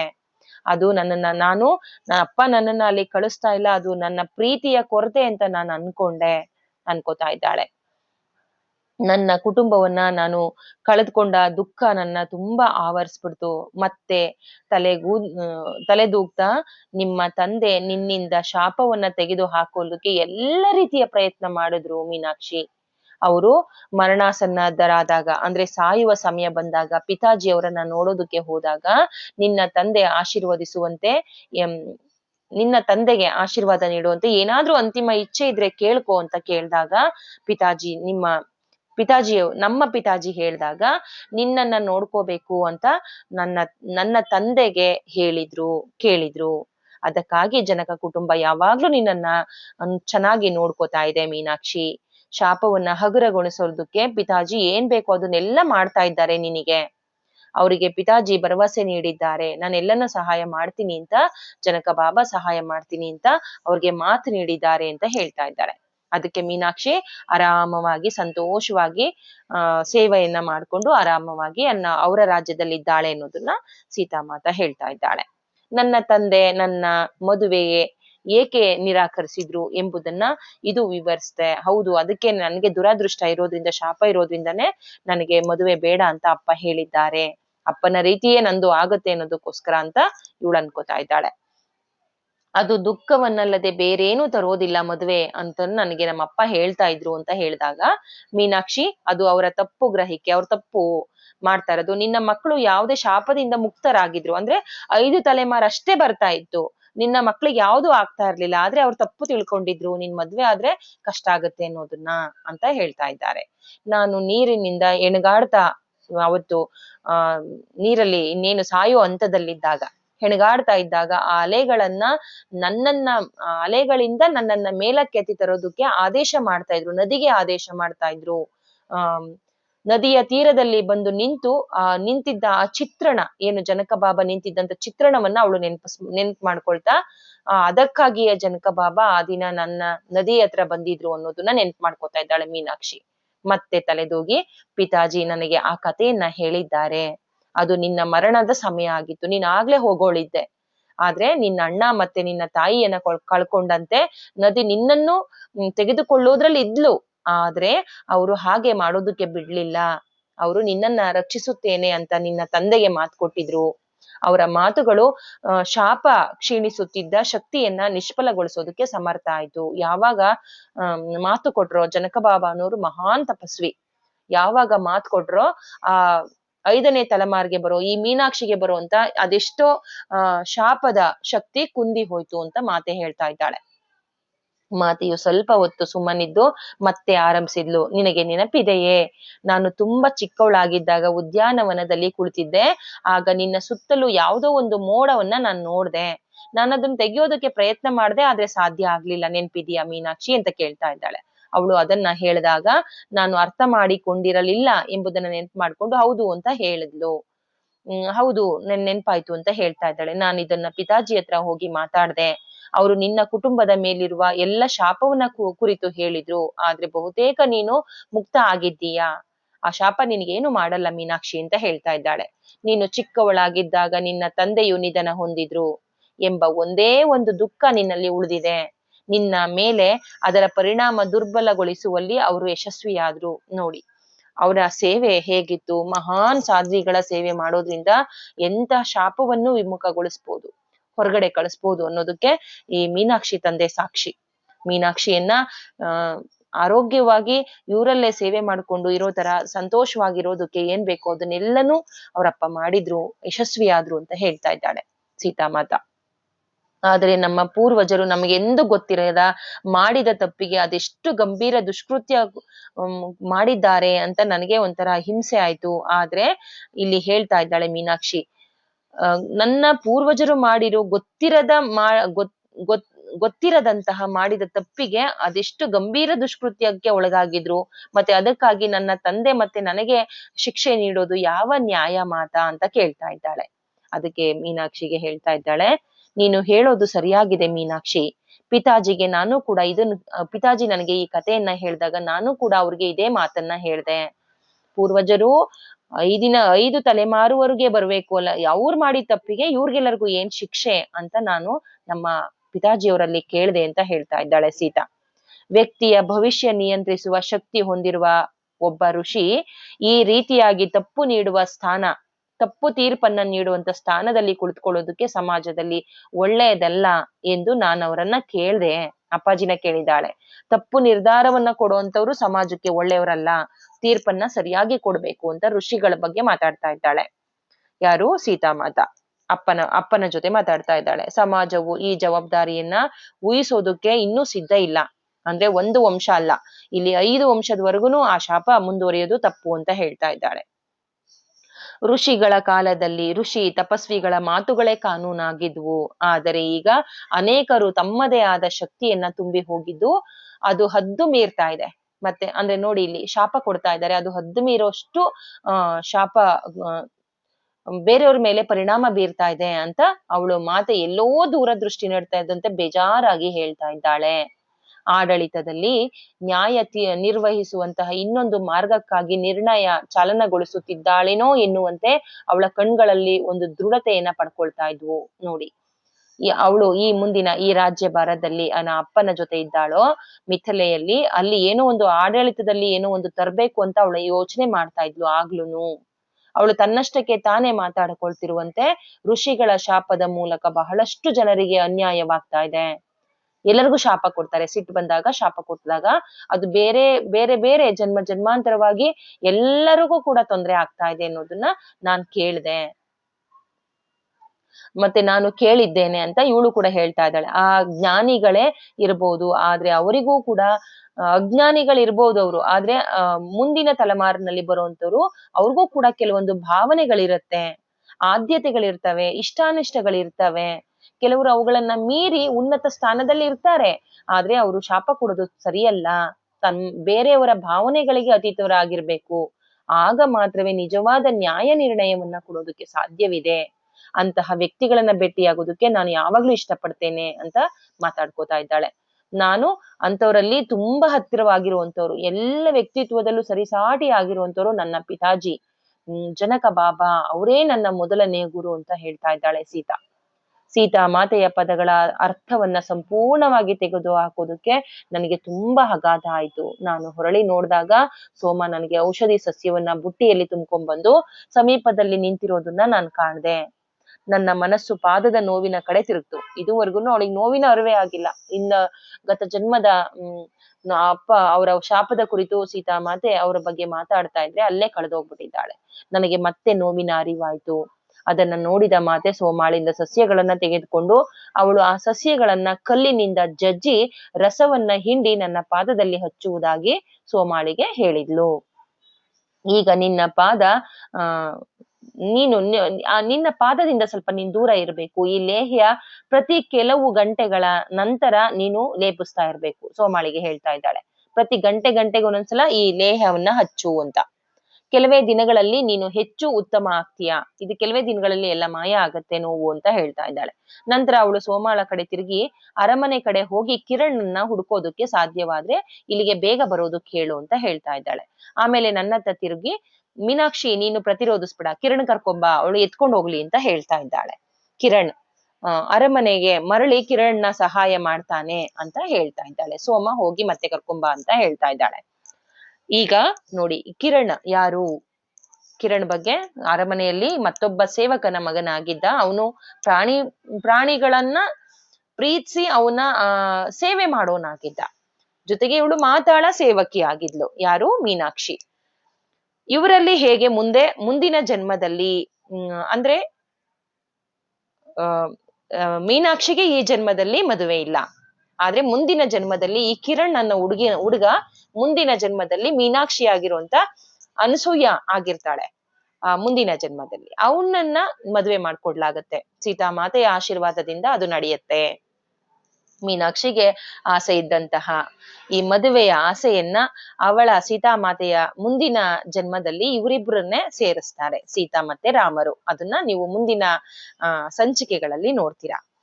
ನೆಕ್ಸ್ಟ್ ಆದ್ರೆ ಮಾತಾ ಈಗ ಇಲ್ಲಿ ಹೇಳ್ತಾ ಇದ್ದಾಳೆ, ನೋಡು ಕಿರಣನ್ನ ಕರ್ಕೊಬಂದು ಎತ್ಕೊಂಡು ಹೋಗ್ತಾನೆ ಅಂತ ಹೇಳಿದಾಗ ಇವಳು ಪ್ರತಿಭಟಿಸ್ತಾ ಇದ್ದಾಳೆ, ಅಯ್ಯೋ ಬೇಡ ಬೇಡ ಮಾತಾ ಬೇಡ ಅಂತ, ನಾನ್ ನಿಂತ್ಕೊಳ್ಳೋದಕ್ಕೆ ಪ್ರಯತ್ನ ಮಾಡ್ತೀನಿ ಅಂತ. ಆದ್ರೆ ನಾನು ನನ್ನ ಪಾದಗಳ ನೋವಿನಿಂದಾಗಿ ಭಾರವನ್ನ ತಡ್ಕೊಳಕ್ಕಾಗ್ದೆ ನಾನು ಬಿದ್ದೋಗ್ಬಿಟ್ಟೆ ಅಲ್ಲೇನೆ. ನೀನು ನಿನಗೆ ವಿಧೇಯಳಾಗುತ್ತೀಯಾ? ಅವಳು ಆಶ್ಚರ್ಯದಿಂದ ಕೇಳಿದ್ಲು. ನಾನು ತಲೆ ಅಲ್ಲಾಡಿಸ್ದೆ. ಹಾಗಾದ್ರೆ ಕನಿಷ್ಠ ಈ ಒಂದು ದಿನವಾದ್ರೂ ನಿನ್ನ ಪಾದದ ಮೇಲೆ ನೀನ್ ಭಾರ ಹಾಕ್ಬೇಡ. ಸ್ವಲ್ಪ ಸಮಯದ ನಂತರ ಸೋಮ ಕಿರಣನ್ನ ಕರ್ಕೊಂಡ್ಬಂದ್ಲು. ನನ್ನೊಂದಿಗೆ ಬಂದು ನಿಂತ್ಕೊಂಡ್ಲು. ನನ್ನ ಸ್ಥಿತಿಯನ್ನ ನೋಡಿದ ಅವನ ಮುಖ ತಳಮಳ ಉಂಟು ಮಾಡ್ತು. ಅಯ್ಯೋ ಯಾಕಿಂಗಾಗಿದೆ ಮೀನಾಕ್ಷಿಗೆ ಅಂತ ತುಂಬಾ ತಳಮಳ ಪಟ್ಟ ಅಂತ ಹೇಳ್ತಾ ಇದ್ದಾಳೆ. ಕಿರಣ್ ಅವಳ ಆರೋಗ್ಯ ಪೂರ್ಣವಾಗಿ ಇರ್ತಾಳೆ, ಚಿಂತಿಸ್ಬೇಡ, ಯೋಚನೆ ಮಾಡ್ಬೇಡ ಅಂತ. ಆದ್ರೆ ಅವನು ನೀನು ಅವಳನ್ನ ಅವಳ ಕೋಣೆಗೆ ಹೊತ್ಕೊಂಡು ಹೋಗ್ಬೇಕು ಅಂತ ಹೇಳ್ತಾ ಇದ್ದಾಳೆ. ಯಾರು? ಸೀತಾಮಾತೆ. ನಾಳೆ ಬೆಳಗಿನವರೆಗೂ ಅವಳು ತನ್ನ ಪಾದದ ಮೇಲೆ ಭಾರ ಹಾಕ್ಬಾರ್ದು. ಮತ್ತು ಸೋಮ, ಈ ದಿನ ಇನ್ನುಳಿದ ಸಮಯದಲ್ಲಿ ನೀನು ಈ ಲೇಹ್ಯವನ್ನ ಅವಳ ಪಾದಕ್ಕೆ ಹಚ್ಚೋದನ್ನ ನೀನ್ ಮುಂದುವರಿಸ್ಬೇಕು ಅಂತ ಹೇಳ್ತಾ ಇದ್ದಾಳೆ ಸೀತಾಮಾತೆ. ಕಿರಣ್ ನನ್ನನ್ನ ಎತ್ತಲು ಪ್ರಯತ್ನಿಸುತ್ತಿದ್ದಂತೆ ನಾನು ಹಿಂದೆ ಸರಿದೆ. ಆದ್ರೂ ಕೂಡ ನನ್ನ ತಂದೆಯ ಹೊರತಾಗಿ ಇನ್ನೊಬ್ಬ ಯಾವ ವ್ಯಕ್ತಿಯನ್ನು ನಾನು ಮುಟ್ಟಿರ್ಲಿಲ್ಲ. ನಾನು ವಿರೋಧ ಪಟ್ಟೆ. ನಾನು ಅಗಾಧದಿಂದ ಮಾತೆಯ ಕಡೆ ನೋಡ್ದೆ. ಆಘಾತ ಆಯ್ತು ನನಗೆ. ಮಾತೆ ಕಡೆ ನೋಡ್ದೆ. ಅವಳು ನನಗೆ ಪಿಸುಗುಟ್ಲು, ಸುಮ್ನೆ ಇರು ಅಂತ. ಅದು ಕಿರಣ್ ಮಾತ್ರ. ಅದಕ್ಕಾಗಿಯೇ ನಾನು ಅವನನ್ನ ಕರೆದಿದ್ದೇನೆ. ಅವನು ಸಹೋದರನಂತೆ ನಿನಗೆ ಚಿರಪರಿಚಿತನಾಗಿದ್ದಾನೆ ಅಲ್ಲವೇ? ಪ್ರತಿರೋಧಿಸ್ಬೇಡ, ಸುಮ್ನೆ ಇರು, ಎತ್ಕೊಂಡು ಹೋಗ್ತಾ ಇದ್ದಾನೆ ಅಂತ ಹೇಳ್ತಾ ಇದ್ದ. ನಾಳೆಯವರೆಗೆ ನೀನು ಹೆಚ್ಚು ಆರಾಮವಾಗಿರ್ತೀಯ. ನಾಳೆ ಅಷ್ಟೊತ್ತಿಗೆ ಸ್ವಲ್ಪ ಎಲ್ಲ ನೋವು ಕಡಿಮೆ ಆಗಿರತ್ತೆ ಅಂತ. ನೀವೆಲ್ಲರೂ ಹೊರಡಿ. ನಾನು ಇಡೀ ದಿನ ಈ ರಾತ್ರಿ ತಾನು ಧ್ಯಾನ ಮಾಡಿದ ಸ್ಥಳದಲ್ಲಿ ಮತ್ತೆ ಮಾತೆ ಕುಳಿತುಕೊಂಡ್ಲು. ಅದಕ್ಕೆ ಸೋಮ ಹೇಳ್ತಾ ಇದ್ದಾಳೆ, ನೀವು ಬರೋದಿಲ್ವೇ ಮಾತಾ? ನಿನ್ನೆ ಬೆಳಗ್ಗೆಯಿಂದ ನೀವೇನು ತಿಂದಿಲ್ಲ ಅಂತ ಹೇಳ್ತಾ ಇದ್ದಾಳೆ. ಮಾತೆ ಮುಗುಳ್ನಕ್ಕೂ, ಸೋಮ ಚಿಂತೆ ಮಾಡ್ಬೇಡ, ನಾನ್ ಮತ್ತೆ ಎಲ್ಲೂ ಕಣ್ಮರೆ ಆಗೋದಿಲ್ಲ. ಆದ್ರೆ ಮರಳುವ ಮೊದಲು ಇಲ್ಲಿ ನಾನು ಕೆಲವು ನಿಮಿಷಗಳವರೆಗೆ ಏಕಾಂತದಲ್ಲಿ ಇರಬೇಕಾಗಿದೆ. ನಾನು ತಡ ಮಾಡುವಂತಿಲ್ಲ. ನೋಡಿ, ಆ ಜಾಗದಲ್ಲಿ ಸಮಾಧಿ ಸ್ಥಿತಿಗೆ ಜಾರಿದಂತ ಸ್ಥಳದಲ್ಲಿ ಏಕಾಂತವಾಗಿ ಕೂರ್ಬೇಕು ಅಂತ ಬಯಸ್ತಾ ಇದ್ದಾಳೆ. ಅಂದ್ರೆ ಅಲ್ಲಿ ಏಕಾಂತವಾಗಿ ಕೂರೋದಕ್ಕೂ ಏನೋ ಒಂದು ಇದೆ, ಏನೋ ಒಂದಿದೆ, ಅದೇನು ಅಂತ ಗೊತ್ತಿಲ್ಲ. ಆದ್ರೆ ಸೀತಾಮಾತೆಗೆ ಮಾತ್ರ ಗೊತ್ತಿದೆ. ಅವಳ ಮುಖ ಗಂಭೀರವಾಗಿತ್ತು. ನೋಡಿ, ಸೀತಾಮಾತೆ ಗಂಭೀರವಾಗಿ ಹೇಳ್ತಾ ಇದ್ದಾಳೆ, ನಾನು ಇಲ್ಲಿ ಸ್ವಲ್ಪ ಏಕಾಂತವಾಗಿ ಕೂರ್ಬೇಕಾಗಿದೆ ಅಂತ ಹೇಳಿ. ಈಗ್ಲೂ ಸೋಮ ಅವಳನ್ನ ಬಿಟ್ಟು ಬರೋದಕ್ಕೆ ಹಿಂಜರಿತಾ ಇದ್ಲು. ಇಲ್ಲ ಮಾತೆ, ನಾನು ಇಲ್ಲೇ ಇರ್ತೀನಿ ಅಂತ. ಆದ್ರೆ ಮಾತಾ ತಲೆದೂಗ್ತಾ ನಾವೆಲ್ಲರೂ ಹೋಗ್ಲೇಬೇಕು ಅನ್ನೋ ಸಂಕೇತ ಮಾಡಿದ್ಲು. ನಾನು ಬೇಗನೆ ಹಿಂಬಾಲಿಸ್ತೇನೆ ಅಂತ ಹೇಳಿದ್ಲು. ನಮಗೆ ಆದೇಶ ಪಾಲಿಸದೆ ಬೇರೆ ದಾರಿ ಇರ್ಲಿಲ್ಲ. ಆದ್ರಿಂದ ನಾವೆಲ್ಲರೂ ಕೂಡ ಅವಳನ್ನ ಬಿಟ್ಟು ಅರಮನೆಗೆ ಮರಳಿದ್ವು. ಸ್ವಲ್ಪ ಹೊತ್ತಿನ ನಂತರ ಅವಳು ಅರಮನೆಯಲ್ಲಿ ಕಾಣಿಸ್ಕೊಂಡ್ಲು. ಸೀತಾಮಾತೆ ಬಂದ್ಲು. ಅವಳಲ್ಲಿ ಏನೋ ಒಂದು ಬದಲಾವಣೆ ಆಗಿರೋದನ್ನ ನಾನ್ ಕಂಡೆ, ನಾವೆಲ್ಲರೂ ಕಂಡ್ವಿ. ಆದ್ರೆ ಅವಳು ನನಗೆ ಬಹಿರಂಗ ಪಡಿಸಿದಂತಹ ವಿಷಯಗಳಲ್ಲಿ ನಾನು ತುಂಬಾ ವಿಚಲಿತವಾಗಿದ್ದೆ. ಅಂದ್ರೆ ಅವಳಲ್ಲಿ ಮಾತಿನಲ್ಲಿ ಏನೋ ಒಂದು ಬದಲಾವಣೆ ಆಗಿತ್ತು ಈ ಧ್ಯಾನ ಮುಗ್ದು ಮತ್ತೆ ಅರಮನೆಗೆ ಬಂದಾಗ. ಆದ್ರೆ ಅದನ್ನ ನಾನು ಗಮನಿಸೋದಕ್ಕಿಂತ ಹೆಚ್ಚಾಗಿ ಸೀತಾಮಾತೆ ಹೇಳಿದ ನನ್ನ ಜನ್ಮದ ವೃತ್ತಾಂತ, ಅಂದ್ರೆ ಅವರ ವಂಶದ ಶಾಪದ ಕುರಿತು ಹೇಳಿದಾಗ್ಲೇನೆ ನಾನು ಸ್ವಲ್ಪ ವಿಚಲಿತ ಆಗೋಗಿದ್ದೆ. ಆದ್ರಿಂದ ನಾನು ಹೆಚ್ಚು ಗಮನ ಕೊಡೋದಕ್ಕೆ, ಅವಳ ಬಗ್ಗೆ ಗಮನ ಕೊಡೋದಕ್ಕೆ ಸಾಧ್ಯ ಆಗ್ಲಿಲ್ಲ ಅಂತ ಹೇಳ್ತಾ ಇದ್ದಾಳೆ. ನಾನು ನನ್ನ ಕೋಣೆಯಲ್ಲಿ ಕುಳಿತು ನನ್ನ ಬಾಲ್ಯದ ಘಟನೆಗಳನ್ನ ಪರಿಶೀಲಿಸ್ತಾ ಇದ್ದಾಗ ಸೋಮ ನನ್ನ ಕಡೆ ನೋಡಿದ್ಲು, ನನ್ನ ಕೋಣೆಯ ಕಡೆ ನೋಡಿದ್ಲು. ಈಗ ಎಷ್ಟೋ ಘಟನೆಗಳು ನನಗೆ ಸ್ಪಷ್ಟವಾಗಿ ಗೊತ್ತಾಗ್ತಾ ಹೋದ್ವು. ನನ್ನ ತಂದೆ ಮಾಡಿದ ನಾನ್ ಮಾಡಿದ ಟೀಕೆಗಳು ಈಗ ನನಗೆ ಅರ್ಥ ಅನ್ನಿಸ್ತಿದ್ವು. ನಾನು ಅಪ್ಪನ ಬಗ್ಗೆ ಟೀಕೆ ಮಾಡ್ತಾ ಇರೋದೆಲ್ಲ ನನಗೆ ಅರ್ಥ ಅನ್ನಿಸ್ತು. ನಾನು ಅತಿ ದುರುಳ ಕೆಲಸ ಮಾಡಿದ ಮತ್ತು ಶಾಪಗ್ರಸ್ತ ಮನುಷ್ಯನ ವಂಶಸ್ಥಳು ಎನ್ನುವುದು ನನಗೆ ಅರಿತುಕೊಳ್ಳೋದು ತುಂಬಾ ನೋವಿನ ಸಂಗತಿ ಅನ್ನಿಸ್ತು. ಅಯ್ಯೋ, ನಾನು ಶಾಪಗ್ರಸ್ತ ಮನುಷ್ಯಳ ವಂಶಸ್ಥಳಾಗಿದ್ದೀನಲ್ಲ ಅಂತ ನನಗೆ ನೋವಾಗ್ತಾ ಇತ್ತು. ಜನಕ ಪರಿವಾರವು ಔದಾರ್ಯ ತೋರ್ದಿದ್ರೆ ನಮ್ಗೆ ಏನಾಗ್ಬಹುದಿತ್ತು. ಕೆಲವು ಗಂಟೆಗಳ ನಂತರ ಲೇಹ್ಯ ಲೇಪ್ಸೋದಕ್ಕೆ ಸೋಮ ಬಂದ್ಲು ಅಂತ ಇವಳು ಮನ್ಸಲ್ಲೇ ಅನ್ಕೋತಾ ಇದ್ದಾಳೆ. ಜನಕ ಬಾಬಾ ಅವರ ವಂಶ ನನ್ಗೆ ಔದಾರ್ಯ ತೋರ್ದಾಗಿದ್ರೆ ನಾವ್ ಇಲ್ಲಿ ಇರ್ತಿರ್ಲಿಲ್ಲ ಅನ್ನೋದನ್ನ ಹೇಳ್ತಾ ಇದ್ದಾಳೆ. ಮತ್ತು ನಾನು ದುಃಖದ ಸ್ಥಿತಿಯಲ್ಲಿ ಇರೋದನ್ನ ಕಂಡು ಧಾರಾಳವಾಗಿ ಇರೋದನ್ನ ಅವಳು ಸೋಮ ನೋಡ್ತಾ ಇದ್ದಾಳೆ. ಮತ್ತು ಧಾರಾಕಾರವಾಗಿ ನನ್ ಕಣ್ಣೀರು ಸುರಿದೋಗಿ ನನ್ನ ಕಣ್ಗಳೆಲ್ಲ ಊದ್ಕೊಂಡ್ಬಿಟ್ಟಿದ್ವು. ಮತ್ತೆ ಕೆದರಿದ ತಲೆಯ ನೋಟವನ್ನ ನೋಡಿ ನನಗೆ ಮುಚ್ಕೊಳ್ಳೋದಕ್ಕೆ ಆ ಕಣ್ಣೀರ್ ಇಳಿಯೋದನ್ನ ತಡ್ಕೊಳ್ಳೋದಕ್ಕೆ ನನಗೆ ಸಾಧ್ಯ ಆಗ್ತಾ ಇಲ್ಲ. ಸೋಮ ಬಂದಿದ್ದಾಳೆ. ಮೀನಾಕ್ಷಿ ಅಂತ ಅವಳು ಉದ್ಗರಿಸಿದ್ಲು. ನೀನ್ ಇನ್ನು ನೋವಿನಲ್ಲಿರುವೆಯಾ ಅಂತ ಹೇಳಿದ್ಲು. ನಾನು ಹೌದು ಅಂತ ತಲೆ ಅಲ್ಲಾಡಿಸ್ದೆ. ನಾನು ಮಾತೆಯ ನಡುವೆ ಸಂಭಾಷಣೆ ಎಷ್ಟು ಹೊತ್ತು ಕೇಳಿಸಿಕೊಂಡಿದ್ದಾಳೆ ಅಂತ ನಾನು ಏನ್ ಹೇಳಬೇಕು ಎಂಬುದನ್ನ ನನಗೆ ಗೊತ್ತಾಗ್ಲಿಲ್ಲ. ಆದ್ರಿಂದ ನನ್ನ ಸ್ಥಿತಿ ಯಾವ ರೀತಿ ವಿವರಿಸ್ಬೇಕು ಎಂಬುದು ನನಗೆ ತಿಳಿಲಿಲ್ಲ. ಮಾತೆಯ ಮಾತುಗಳ ಮೇಲೆ ನಾನು ಹೆಚ್ಚು ಪ್ರತಿಫಲಿಸುವಂತೆ ಅವಳಿಂದ ಬಂದಂತಹ ಮಾತುಗಳನ್ನ ನನಗೆ ಮಾತುಗಳು ಹೇಳ್ತಾ ಇದ್ರೆ ನನಗೆ ಏಟ್ ಕೊಡುವಂತಿದ್ದು. ನನಗೊಂಥರ ಇರ್ಸು ಮುರ್ಸು ಆಗ್ತಾ ಇತ್ತು. ಅವಳು ಮಾತಾಡ್ತಾ ಇದ್ರೆ ಈಗೆಲ್ಲ ಕೇಳ್ತಾ ಇದ್ರೆ ಹೇಗೆ ಹೇಳಪ್ಪ ಅನ್ನೋ ತರ ನನ್ನ ಪೂರ್ವ ಜನ್ಮದ ಇದನ್ನ ನನ್ನ ವಂಶದ ಶಾಪದ ಕುರಿತು ನಾನು ಹೇಗೆ ಹೇಳಲಿ ಅಂತ ಅನ್ಕೋತಾ ಇದ್ದೆ. ನನ್ನ ಕುಟುಂಬ ಶಾಪಕ್ಕೆ ಒಳಗಾಗಿತ್ತು. ನನ್ನ ಪೂರ್ವಜರು ಘೋರ ತಪ್ಪನ್ನ ಮಾಡಿದ್ರು. ಅದಕ್ಕಾಗಿ ನನ್ನ ಅಜ್ಜ, ನನ್ನ ತಂದೆ ಮತ್ತು ನಾನು ಬೆಲೆ ತೆರಬೇಕಾಗಿತ್ತು ಅಂತ ಅನ್ಕೋತಾ ಇದ್ದಾಳೆ ಮೀನಾಕ್ಷಿ.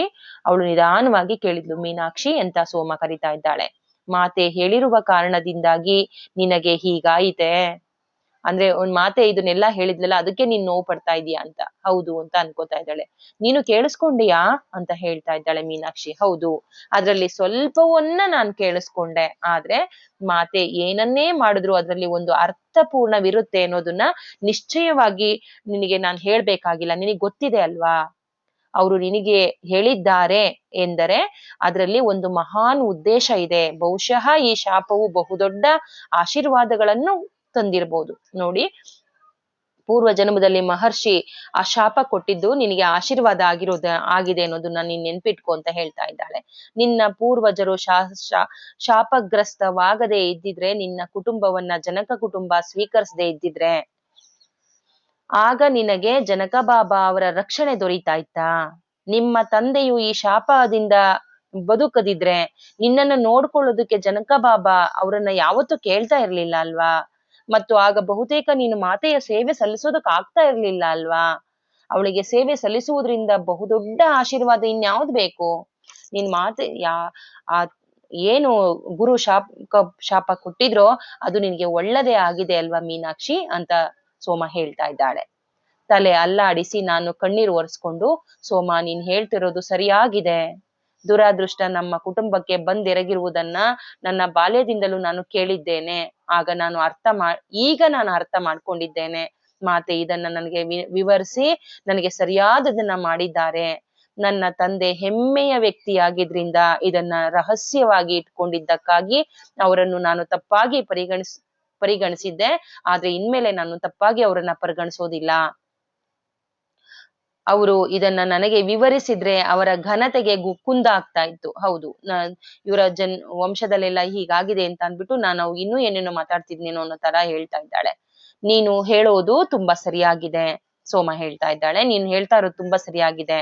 ನೋಡಿ ಹೇಳ್ತಾ ಇದ್ದಾಳೆ, ನನ್ನ ಜೀವನವು ತೆಗೆದುಕೊಂಡ ತಿರುವುಗಳಿಗೆ ನಾನು ದೂರೋದಕ್ಕೆ ಸಾಧ್ಯವಿಲ್ಲ. ನನ್ನ ಜೀವನದಲ್ಲಿ ಏನೇನೋ ತಿರುವುಗಳು ಬಂದಿದೆ, ಅದನ್ನ ನಾನು ದೂರೋದಕ್ಕೆ ಸಾಧ್ಯ ಇಲ್ಲ. ಈ ಮನೆಗೆ ಸೇವೆ ಸಲ್ಲಿಸುವುದಕ್ಕಿಂತ ದೊಡ್ಡ ಆಶೀರ್ವಾದ ಬೇರೇನೂ ಇಲ್ಲ. ಮತ್ತೆ ಮಾತೆಗೆ ಸೇವೆ ಸಲ್ಲಿಸುವುದು ಯಾರಿಗಾದ್ರೂ ಬೇಕಾಗಿರುವಂತಹ ಅತ್ಯಂತ ದೊಡ್ಡ ಕೊಡುಗೆ ಅಲ್ವಾ ಅಂತ ಸಮಾಧಾನ ಮಾಡ್ಕೋತಾ ಇದ್ದಾಳೆ ಮೀನಾಕ್ಷಿ. ನಾವಿಬ್ರು ಸುಮ್ಮನಿದ್ವು. ನಂತರ ನಾನು ಹೇಳಿದೆ, ನನಗೆ ಅರ್ಥವಾದಷ್ಟು ಇಂದು ಸಂಭವಿಸಿದೆ, ಅರ್ಥವಾಗದಷ್ಟು ನನಗೆ ಇನ್ನಷ್ಟು ಸಿಗ್ತಾ ಇದೆ ಮಾತೆಯಿಂದ ಅಂತ ಅನ್ಕೋತಾ ಇದ್ದಾಳೆ. ಹೌದು, ನಿಜ, ಮಾತೆ ಹೊಸ ಅಧ್ಯಾಯವನ್ನ ಪ್ರವೇಶಿಸಿದ್ದಾಳೆ ಮತ್ತು ಅದಕ್ಕೆ ನಾವು ಸಾಕ್ಷಿಯಾಗಿರ್ತೇವೆ. ಆದ್ರಿಂದ ಇದೊಂದು ಅದ್ಭುತ ಬೆಳವಣಿಗೆ ಆಗಿದೆ. ಅವಳಿಂದ ಪ್ರಕಾಶ ಹೊರಹೊಮ್ತಾ ಇರೋದನ್ನ ನೀನ್ ನೋಡಿಲ್ವೇ? ಅವಳ ಇಡೀ ಅಸ್ತಿತ್ವವು ವಿಕಿರಣಗೊಳ್ಳುತ್ತಿದೆ ಅನ್ಕೋತಾ ಇದ್ದಾಳೆ. ನಾನು ನಕ್ಕದೆ. ಸೋಮ, ಇತರರು ನೋಡಲಾಗದಷ್ಟು ನೀನು ಅವಳನ್ನ ನೋಡಿದ್ಯಾ? ನೀನು ಬೇರೆ ಯಾರೋ ನೋಡದೆ ಇರೋದನ್ನ ನಿನ್ ಮಾತಿನಲ್ಲಿ ನೀನ್ ನೋಡ್ತೀಯಾ ಅಂತ ಹೇಳ್ತಾ ಇದ್ದಾಳೆ. ಈಗ ನಗುವುದು ಸೋಮಳ ಸರದಿಯಾಗಿತ್ತು.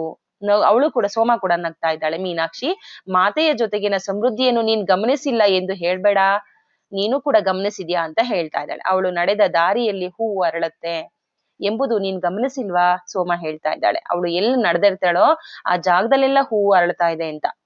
ಅವಳ ಉಪಸ್ಥಿತಿಯಲ್ಲಿ ಹಣ್ಣುಗಳು ಹೆಚ್ಚಾಗಿ ಮರಗಳಲ್ಲಿ ಕಾಣತ್ತೆ ಎಂಬುದು ನೀನ್ ಗಮನಿಸಿದ್ಯಾ ಅಲ್ವಾ? ಇದೇ ಸೀತಾ ಮಾತೆಯ ರಹಸ್ಯ ಅಂತ ಹೇಳ್ತಾ ಇದ್ದಾಳೆ. ನಾನು ತಲೆ ಅಲ್ಲಾಡಿಸ್ದೆ. ಕೇವಲ ನಿನ್ನ ಕಣ್ಗಳು ಮಾತ್ರವೇ ಇದನ್ನ ನೋಡಿವೆ, ಆದರೆ ನಿನ್ನ ದೃಷ್ಟಿಯನ್ನ ನಾನು ನಂಬ್ತೇನೆ. ನಿನ್ ನಿನ್ನ ಮೂಲಕವೇ ನನಗೆ ಮಾತಾ ಏನು ಎಂಬುದು ಸ್ವಲ್ಪವಾದ್ರೂ ತಿಳಿತಾ ಇದೆ ಸೋಮ ಅಂತ ಹೇಳ್ತಾ ಇದ್ದಾಳೆ. ಅಂದ್ರೆ ಮೀನಾಕ್ಷಿ ಯಾವುದೇ ಧ್ಯಾನ ಮಾಡಲ್ಲ, ಆದ್ರೆ ಸೋಮ ಧ್ಯಾನನೂ ಮಾಡ್ತಾಳೆ, ಜೊತೆಗೆ ಅವಳು ಏನು ಅನ್ನೋದನ್ನ, ಅವಳ ಶಕ್ತಿ ಏನು, ಅವಳ ಎನರ್ಜಿ ಏನು ಅಂತ ತಿಳ್ಕೊಂಡಿದ್ದಾಳೆ, ಡೀಪ್ ಆಗಿ ತಿಳ್ಕೊಂಡಿದ್ದಾಳೆ ಅಂತ ಹೇಳ್ತಾ ಇದ್ದಾಳೆ.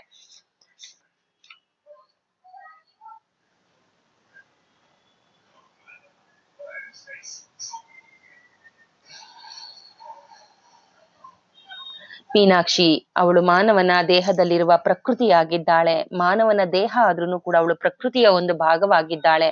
ಅವಳು ಇಲ್ಲಿರುವ ನಿಸರ್ಗವಾಗಿದ್ದಾಳೆ. ನಿಸರ್ಗದಲ್ಲಿರುವ ಎಲ್ಲ ರೀತಿ ಅರಳುತ್ತಾಳೆ. ಅವಳು ಶಕ್ತಿಯನ್ನ ಹಿಂತೆಗೆದುಕೊಂಡಾಗ ಪ್ರಕೃತಿಯೂ ಕ್ಷೀಣವಾಗತ್ತೆ. ಅವಳ ಶಕ್ತಿ ಯಾವಾಗ ಹಿಂತೆಗೆದ್ಕೋತಾಳೋ ಅವಾಗ ಪ್ರಕೃತಿಯೂ ಇರಲ್ಲ ಅಂತ ಹೇಳ್ತಾ ಇದ್ದಾಳೆ ಸೋಮ. ಇದು ಹೆಚ್ಚಾಗಿ ಸ್ಪಷ್ಟ ಆಗತ್ತೆ ಅಂತ ಹೇಳ್ತಾ ಇದ್ದಾಳೆ. ನಾನು ಮುಗುಳ್ನಕ್ಕು, ಸೋಮ ನಮ್ಮೆಲ್ಲರ ನಡುವೆ ಕೇವಲ ನೀನು ಮಾತ್ರ ಮಾತೆಯನ್ನ ಅರ್ಥ ಮಾಡ್ಕೊಂಡಿರುವೆ ಅಂತ ನಾನು ಅನ್ಕೊಂಡೆ.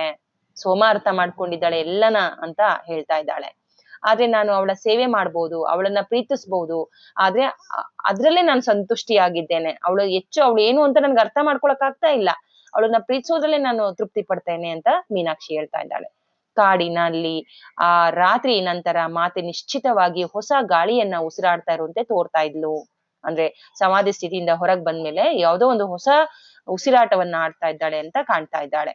ಅವಳಲ್ಲಿ ಹೊಸ ಪ್ರಬುದ್ಧತೆ ಪ್ರವರ್ಧಮಾನಕ್ಕೆ ಬಂದಿದೆ ಎಂಬಂತೆ ಇದ್ಲು ಮಾತೆ.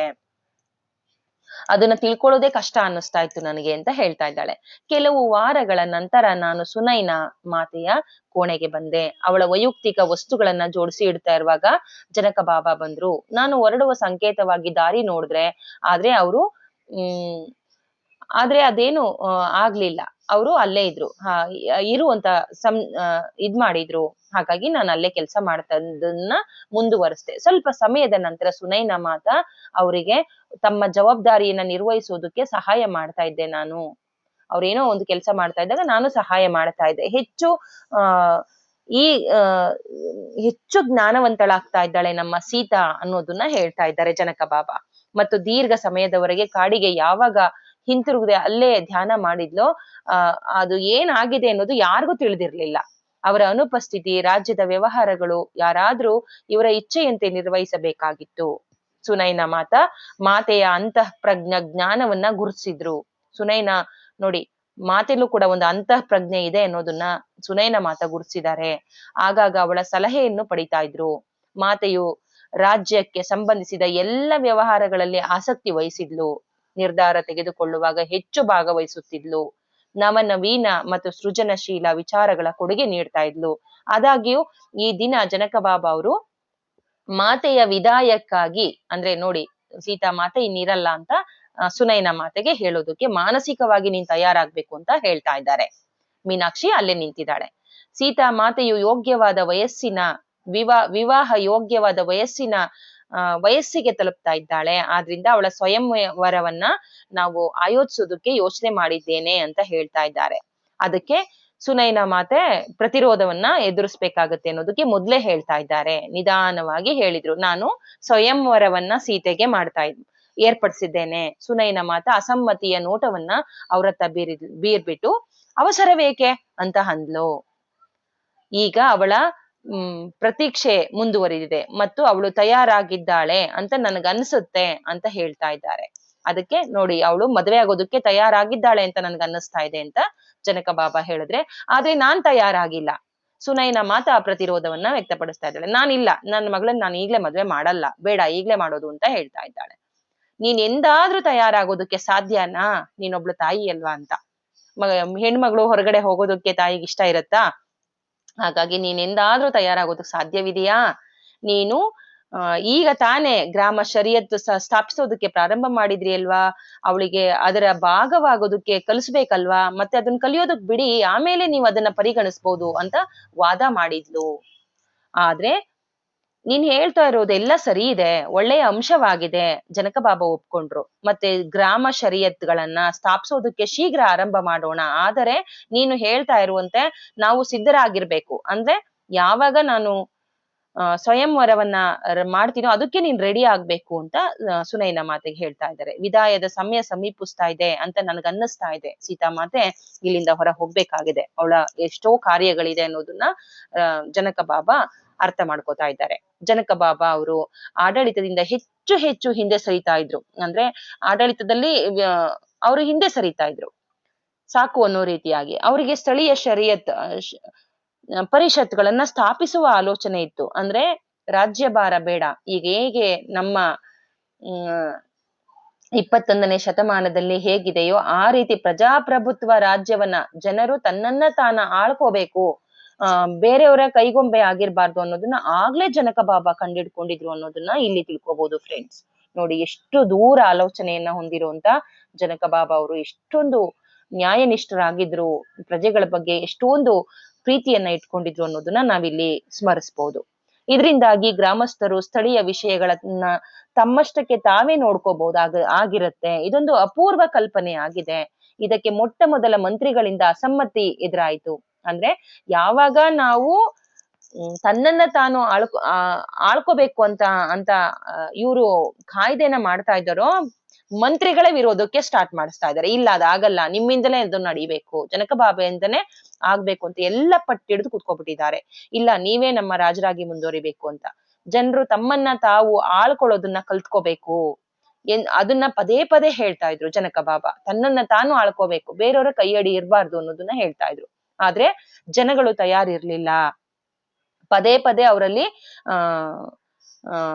ಪ್ರತಿಕ್ರಿಯೆ ವ್ಯಕ್ತವಾಗ್ತಾ ಇತ್ತು. ನಾವು ತಯಾರಿಲ್ಲ, ಇಲ್ಲ ನೀವೇ ನಡೆಸ್ಬೇಕು ಅಂತ ಪ್ರತಿಕ್ರಿಯೆ ತೋರ್ಸ್ತಾ ಇದ್ರು. ಹಾಗಾಗಿ ಅವರು ಆಗ್ತಾ ಅಂದ್ರೆ ಜನಕ ಬಾಬಾ ಬಿಡ್ತಾ ಇಲ್ಲ. ಅವರಿಗೆ ನಾವು ಸಹಾಯ ಮಾಡ್ಬೇಕು, ಇದು ಭವಿಷ್ಯದ ಮಾರ್ಗವಾಗಿದೆ, ಭವಿಷ್ಯದಲ್ಲಿ ಹೇಗಿರ್ಬೇಕು ಅನ್ನೋದನ್ನ ನಾವ್ ಈಗ್ಲೇ ಹುಟ್ಟಾಕ್ಬೇಕು ಅನ್ನೋದು ಜನಕ ಬಾಬಾ ಅವರ ಆಸೆ ಆಗಿದೆ. ಜನರು ತಮ್ಮ ಸಮುದಾಯದ ವ್ಯವಹಾರವನ್ನ ಅವರೇ ನಿರ್ವಹಿಸೋದನ್ನ ಕಲ್ತ್ಕೋಬೇಕು ಅಂತ ಹೇಳ್ತಾ ಇದ್ದಾರೆ. ಆಶ್ರಮಗಳು ಕೂಡ ಈ ಆಲೋಚನೆ ಸಂತೋಷ ಪಡ್ಲಿಲ್ಲ. ಇವರ ಆಲೋಚನೆಗೆ ಆಶ್ರಮದಲ್ಲಿರುವಂತ ಋಷಿಗಳು ಕೂಡ ಸಂತೋಷ ಪಡ್ಲಿಲ್ಲ. ಆಶ್ರಮಗಳ ಮುಖ್ಯಸ್ಥರುಗಳ ಒಕ್ಕೂಟದಲ್ಲಿ ಚರ್ಚೆ ಈ ವಿಷಯಕ್ಕೆ ಚರ್ಚೆಗೆ ತಿರುಗ್ತು ಅಂತ ಹೇಳ್ತಾ ಇದ್ದಾರೆ. ಚರ್ಚೆ ತಾರಕಕ್ಕೆ ಏರ್ತು ಆ ಕ್ಷಣದಲ್ಲಿ ಜನಕ ಬಾಬಾ ಅವರು ಸೀತೆಯ ಕಡೆಗೆ ತಿರುಗಿ ನೋಡಿ ಅವಳ ಅಭಿಪ್ರಾಯವನ್ನ ಕೇಳಿದ್ರು. ಸೋಮ ಮತ್ತು ನಾನು ಬಾಗಿಲ ಹತ್ರನೇ ನಿಂತ್ಕೊಂಡಿದ್ವಿ. ಸಂಜೆಯ ಊಟ ತಯಾರಿಸೋದಕ್ಕಾಗಿ ನಾವು ದಾರಿ ಕಾಯ್ತಾ ಇದ್ವು. ಸೀತೆ ಪ್ರಶಾಂತವಾಗಿ ವಿಚಾರ ಮಗ್ನಳಾಗಿ ಆಮೇಲೆ ಅವಳು ಹೇಳಿದ್ಲು, ಇಲ್ಲಿಯವರೆಗೆ ನ್ಯಾಯ ಋಷಿಗಳ ಆಶೀರ್ವಾದ ಮತ್ತು ಶಾಪದ ಮೂಲಕ ನಿರ್ವಹಿಸಲ್ಪಟ್ಟಿದೆ, ಅದು ಮುಂದುವರಿಯೋದಕ್ಕೆ ಸಾಧ್ಯನೇ ಇಲ್ಲ. ಅವಳ ಧ್ವನಿಯಲ್ಲಿ ದುಃಖದ ಸ್ಪರ್ಶವಿತ್ತು. ಬೇರೆಯವರ ಶಾಪ ಕೊಟ್ಟು ಬೇರೆ ಮುಂದಿನ ಪೀಳಿಗೆಯನ್ನ ನೋವಿನಲ್ಲಿ ತಂದಿಡ್ತಾ ಇದ್ದಾರೆ ಅನ್ನೋದು ಅವಳಿಗೆ ಬೇಜಾರಿತ್ತು ಸೀತಾಗೆ. ಬಹಳಷ್ಟು ಅಮಾಯಕರು ಈ ಪರಿಣಾಮಕ್ಕೊಳಗಾಗಿದ್ದಾರೆ. ಇಷ್ಟಾಗಿಯೂ ಕೂಡ ನಾವು ಇನ್ನೊಂದು ಮಾರ್ಗವನ್ನ ಕಂಡುಕೊಳ್ಬಹುದು. ಈ ಪರಿಷತ್ ನ್ಯಾಯ ನಿರ್ವಹಣೆಗೆ ಸಹಾಯ ಮಾಡುವುದು ಸಾಧ್ಯ ಇದೆ. ಅಂದ್ರೆ ಅಪ್ಪನ ನಿರ್ಧಾರ ಸರಿಯಾಗಿದೆ ಅಂತ ಹೇಳ್ತಾ ಇದ್ದಾಳೆ. ಇದು ಋಷಿಗಳ ಶಕ್ತಿಯನ್ನ ಕ್ಷೀಣಿಸುತ್ತದೆ ಎಂಬುದು ಸೀತಾಮಾತೆ ಅರ್ಥ ಮಾಡಿಕೊಂಡಿದ್ಲು. ಋಷಿಗಳ ಮೇಲೆ ಶಕ್ತಿ ಕ್ಷೀಣಿಸುತ್ತೆ ಅನ್ನೋದನ್ನ ಅರ್ಥ ಮಾಡ್ಕೊಂಡಂತ ಸೀತೆ ಸರಿಯಾಗಿ ಹೇಳ್ತಾ ಇದ್ದಾಳೆ. ಅವರ ಶಾಪಗಳು ಜನರನ್ನ ಭಯದಲ್ಲಿರ್ಸಿವೆ. ಅವಳು ಮತ್ತೂ ಹೇಳಿದ್ಲು, ಋಷಿಗಳು ಕೊಡುವಂತ ಶಾಪ ಜನರನ್ನ ಭಯ ಪಡಿಸ್ತಾ ಇದೆ, ಅದಕ್ಕೋಸ್ಕರ ತನ್ನ ತಾನೇ ಆಳ್ಕೊಳ್ಳುವಂತ ಸ್ಥಿತಿಗೆ ನೀವು ಬರ್ಬೇಕು ಅನ್ನೋದನ್ನ ಹೇಳ್ತಾ ಇದ್ದಾಳೆ. ಭಯ ನ್ಯಾಯದ ಮಾರ್ಗವಲ್ಲ. ನನ್ನ ಪ್ರಕಾರ ತಪ್ಪು ಮಾರ್ಗ ಹಿಡಿದವರನ್ನ ನಿರ್ಧರಿಸೋದಕ್ಕೆ, ತಮ್ಮ ತಪ್ಪುಗಳನ್ನ ತಿದ್ದಿಕೊಳ್ಳೋದಕ್ಕೆ ಅವ್ರಿಗೆ ಒಂದು ಅವಕಾಶ ಕೊಡಬೇಕು. ಇದು ಅತ್ಯಂತ ಮಹತ್ವಪೂರ್ಣವಾಗಿದೆ. ಶಾಪವನ್ನ ಹಿಂತೆಗೆದುಕೊಳ್ಳಲಾಗುವುದಿಲ್ಲ. ಆದರೆ ಯಾರಾದ್ರೂ ನಿಜವಾದ ಪಶ್ಚಾತ್ತಾಪ ಮತ್ತು ತಮ್ಮನ್ನು ತಾವು ಸರಿಪಡಿಸಿಕೊಳ್ಳುವ ಪ್ರಾಮಾಣಿಕ ಬಯಕೆಯನ್ನ ತೋರಿದ್ರೆ ಶಿಕ್ಷೆಯನ್ನ ಹಿಂಪಡಿಬಹುದು ಅಂತ ಹೇಳ್ತಾ ಇದ್ದಾಳೆ. ಸೀತೆ ಹೇಳಿರುವುದಕ್ಕೆ ಯಾವುದೇ ಋಷಿಗಳು ಆಕ್ಷೇಪಣೆ ವ್ಯಕ್ತಪಡಿಸುವುದು ಅಪರೂಪ ಆಗಿತ್ತು. ಆದರೆ ಈ ಸಂದರ್ಭದಲ್ಲಿ ಕೆಲವು ಅಪವಾದಗಳೊಂದಿಗೆ ಪ್ರತಿಭಟನೆಯಿಂದ ಅವರು ಎದ್ದು ಹೋದ್ರು. ಇಲ್ಲ, ನಾವು ರಾಜರ ಆಡಳಿತದಲ್ಲೇ ಇರ್ತೇವೆ ಅಂತ ಕೆಲವು ಜನ ಎದ್ದೋದ್ರು. ಜನಕ ಬಾಬಾ ಅವರು ಮಧ್ಯ ಪ್ರವೇಶಿಸಿ ಅವರಿಗೆ ಕಠೋರವಾಗಿ ಮಾತಾಡಿದ್ರು. ಸ್ವಲ್ಪ ಸಿಟ್ಟಿಂದ ಮಾತಾಡ್ತಾ ಇದ್ದಾರೆ ಜನಕ ಬಾಬಾ. ಸೀತೆಯು ಹೇಳಿರುವುದು ನಾನು ಸಂಪೂರ್ಣ ಸಮ್ಮತಿಸುತ್ತೇನೆ, ಆದ್ರೆ ಬಹುಶಃ ಸಮಾಜ ಇದಕ್ಕೆ ಇನ್ನೂ ತಯಾರಾಗಿಲ್ಲ ಅಂತ ಋಷಿಗಳು ಹೇಳ್ತಾ ಇದ್ದಾರೆ. ಯಾರು ಕೂಡ ನಿಮ್ಮನ್ನ ಮಹಾರಾಜರು ಇದರಿಂದ ಬಿಡೋದಕ್ಕೆ ಯಾರು ಕೂಡ ತಯಾರಾಗಿಲ್ಲ, ಎಲ್ಲ ನೀವೇ ಬೇಕು ಅಂತ ಇದ್ದಾರೆ. ತಮ್ಮ ಸ್ಥಳೀಯ ವ್ಯವಹಾರಗಳ ಸೀಮಿತ ಜವಾಬ್ದಾರಿಗಳನ್ನ ನಾನು ಅಲ್ಲಲ್ಲಿ ಮಂತ್ರಿಗಳು ಅಥವಾ ಒಂದು ಆ ರಾಜ್ಯದ ಅಲ್ಲಲ್ಲಿ ಒಂದು ಪರಿಷತ್ತನ್ನ ಮೇಲ್ವಿಚಾರಣೆಯನ್ನ ವಹಿಸ್ಕೊಳ್ಳೋದಕ್ಕೆ ನಾನ್ ಮಾಡ್ತೀನಿ ಮತ್ತು ಆಶ್ರಮಗಳು ಸಮಾಜಕ್ಕೆ ನೀತಿಯನ್ನ ಸಿದ್ಧಪಡಿಸ್ಲಿ ಅಂತ ಹೇಳ್ತಾ ಇದ್ದಾರೆ. ಒಂದು ಕ್ಷಣ ಮಟ್ಟಿಗಾದ್ರೂ ಶಾಪ ಶಕ್ತಿ ಈ ಸ್ಥಳದಲ್ಲಿ ಉಳಿಬೇಕು, ಶಾಪಶಕ್ತಿ ಅನ್ನೋದು ಬರಬಾರ್ದು ಅನ್ನೋದನ್ನ ಇಲ್ಲಿ ಹೇಳ್ತಾ ಇದ್ದಾರೆ. ಮುಂದಿನ ಇದ್ರಲ್ಲಿ ಸೀತಾಮಾತೆ ಶ್ರೀರಾಮನನ್ನ ಹೇಗೆ ಧ್ಯಾನದಲ್ಲಿ ಕಂಡ್ಕೊಂಡ್ಲೋ ಮತ್ತೆ ಹೇಗೆ ವಿವಾಹವಾದ್ಲು ರಾಮನ ಜೊತೆ ಅನ್ನೋದನ್ನ ತಿಳ್ಕೊಳ್ತಾ ಹೋಗೋಣ. ನಮಸ್ತೆ ಫ್ರೆಂಡ್ಸ್.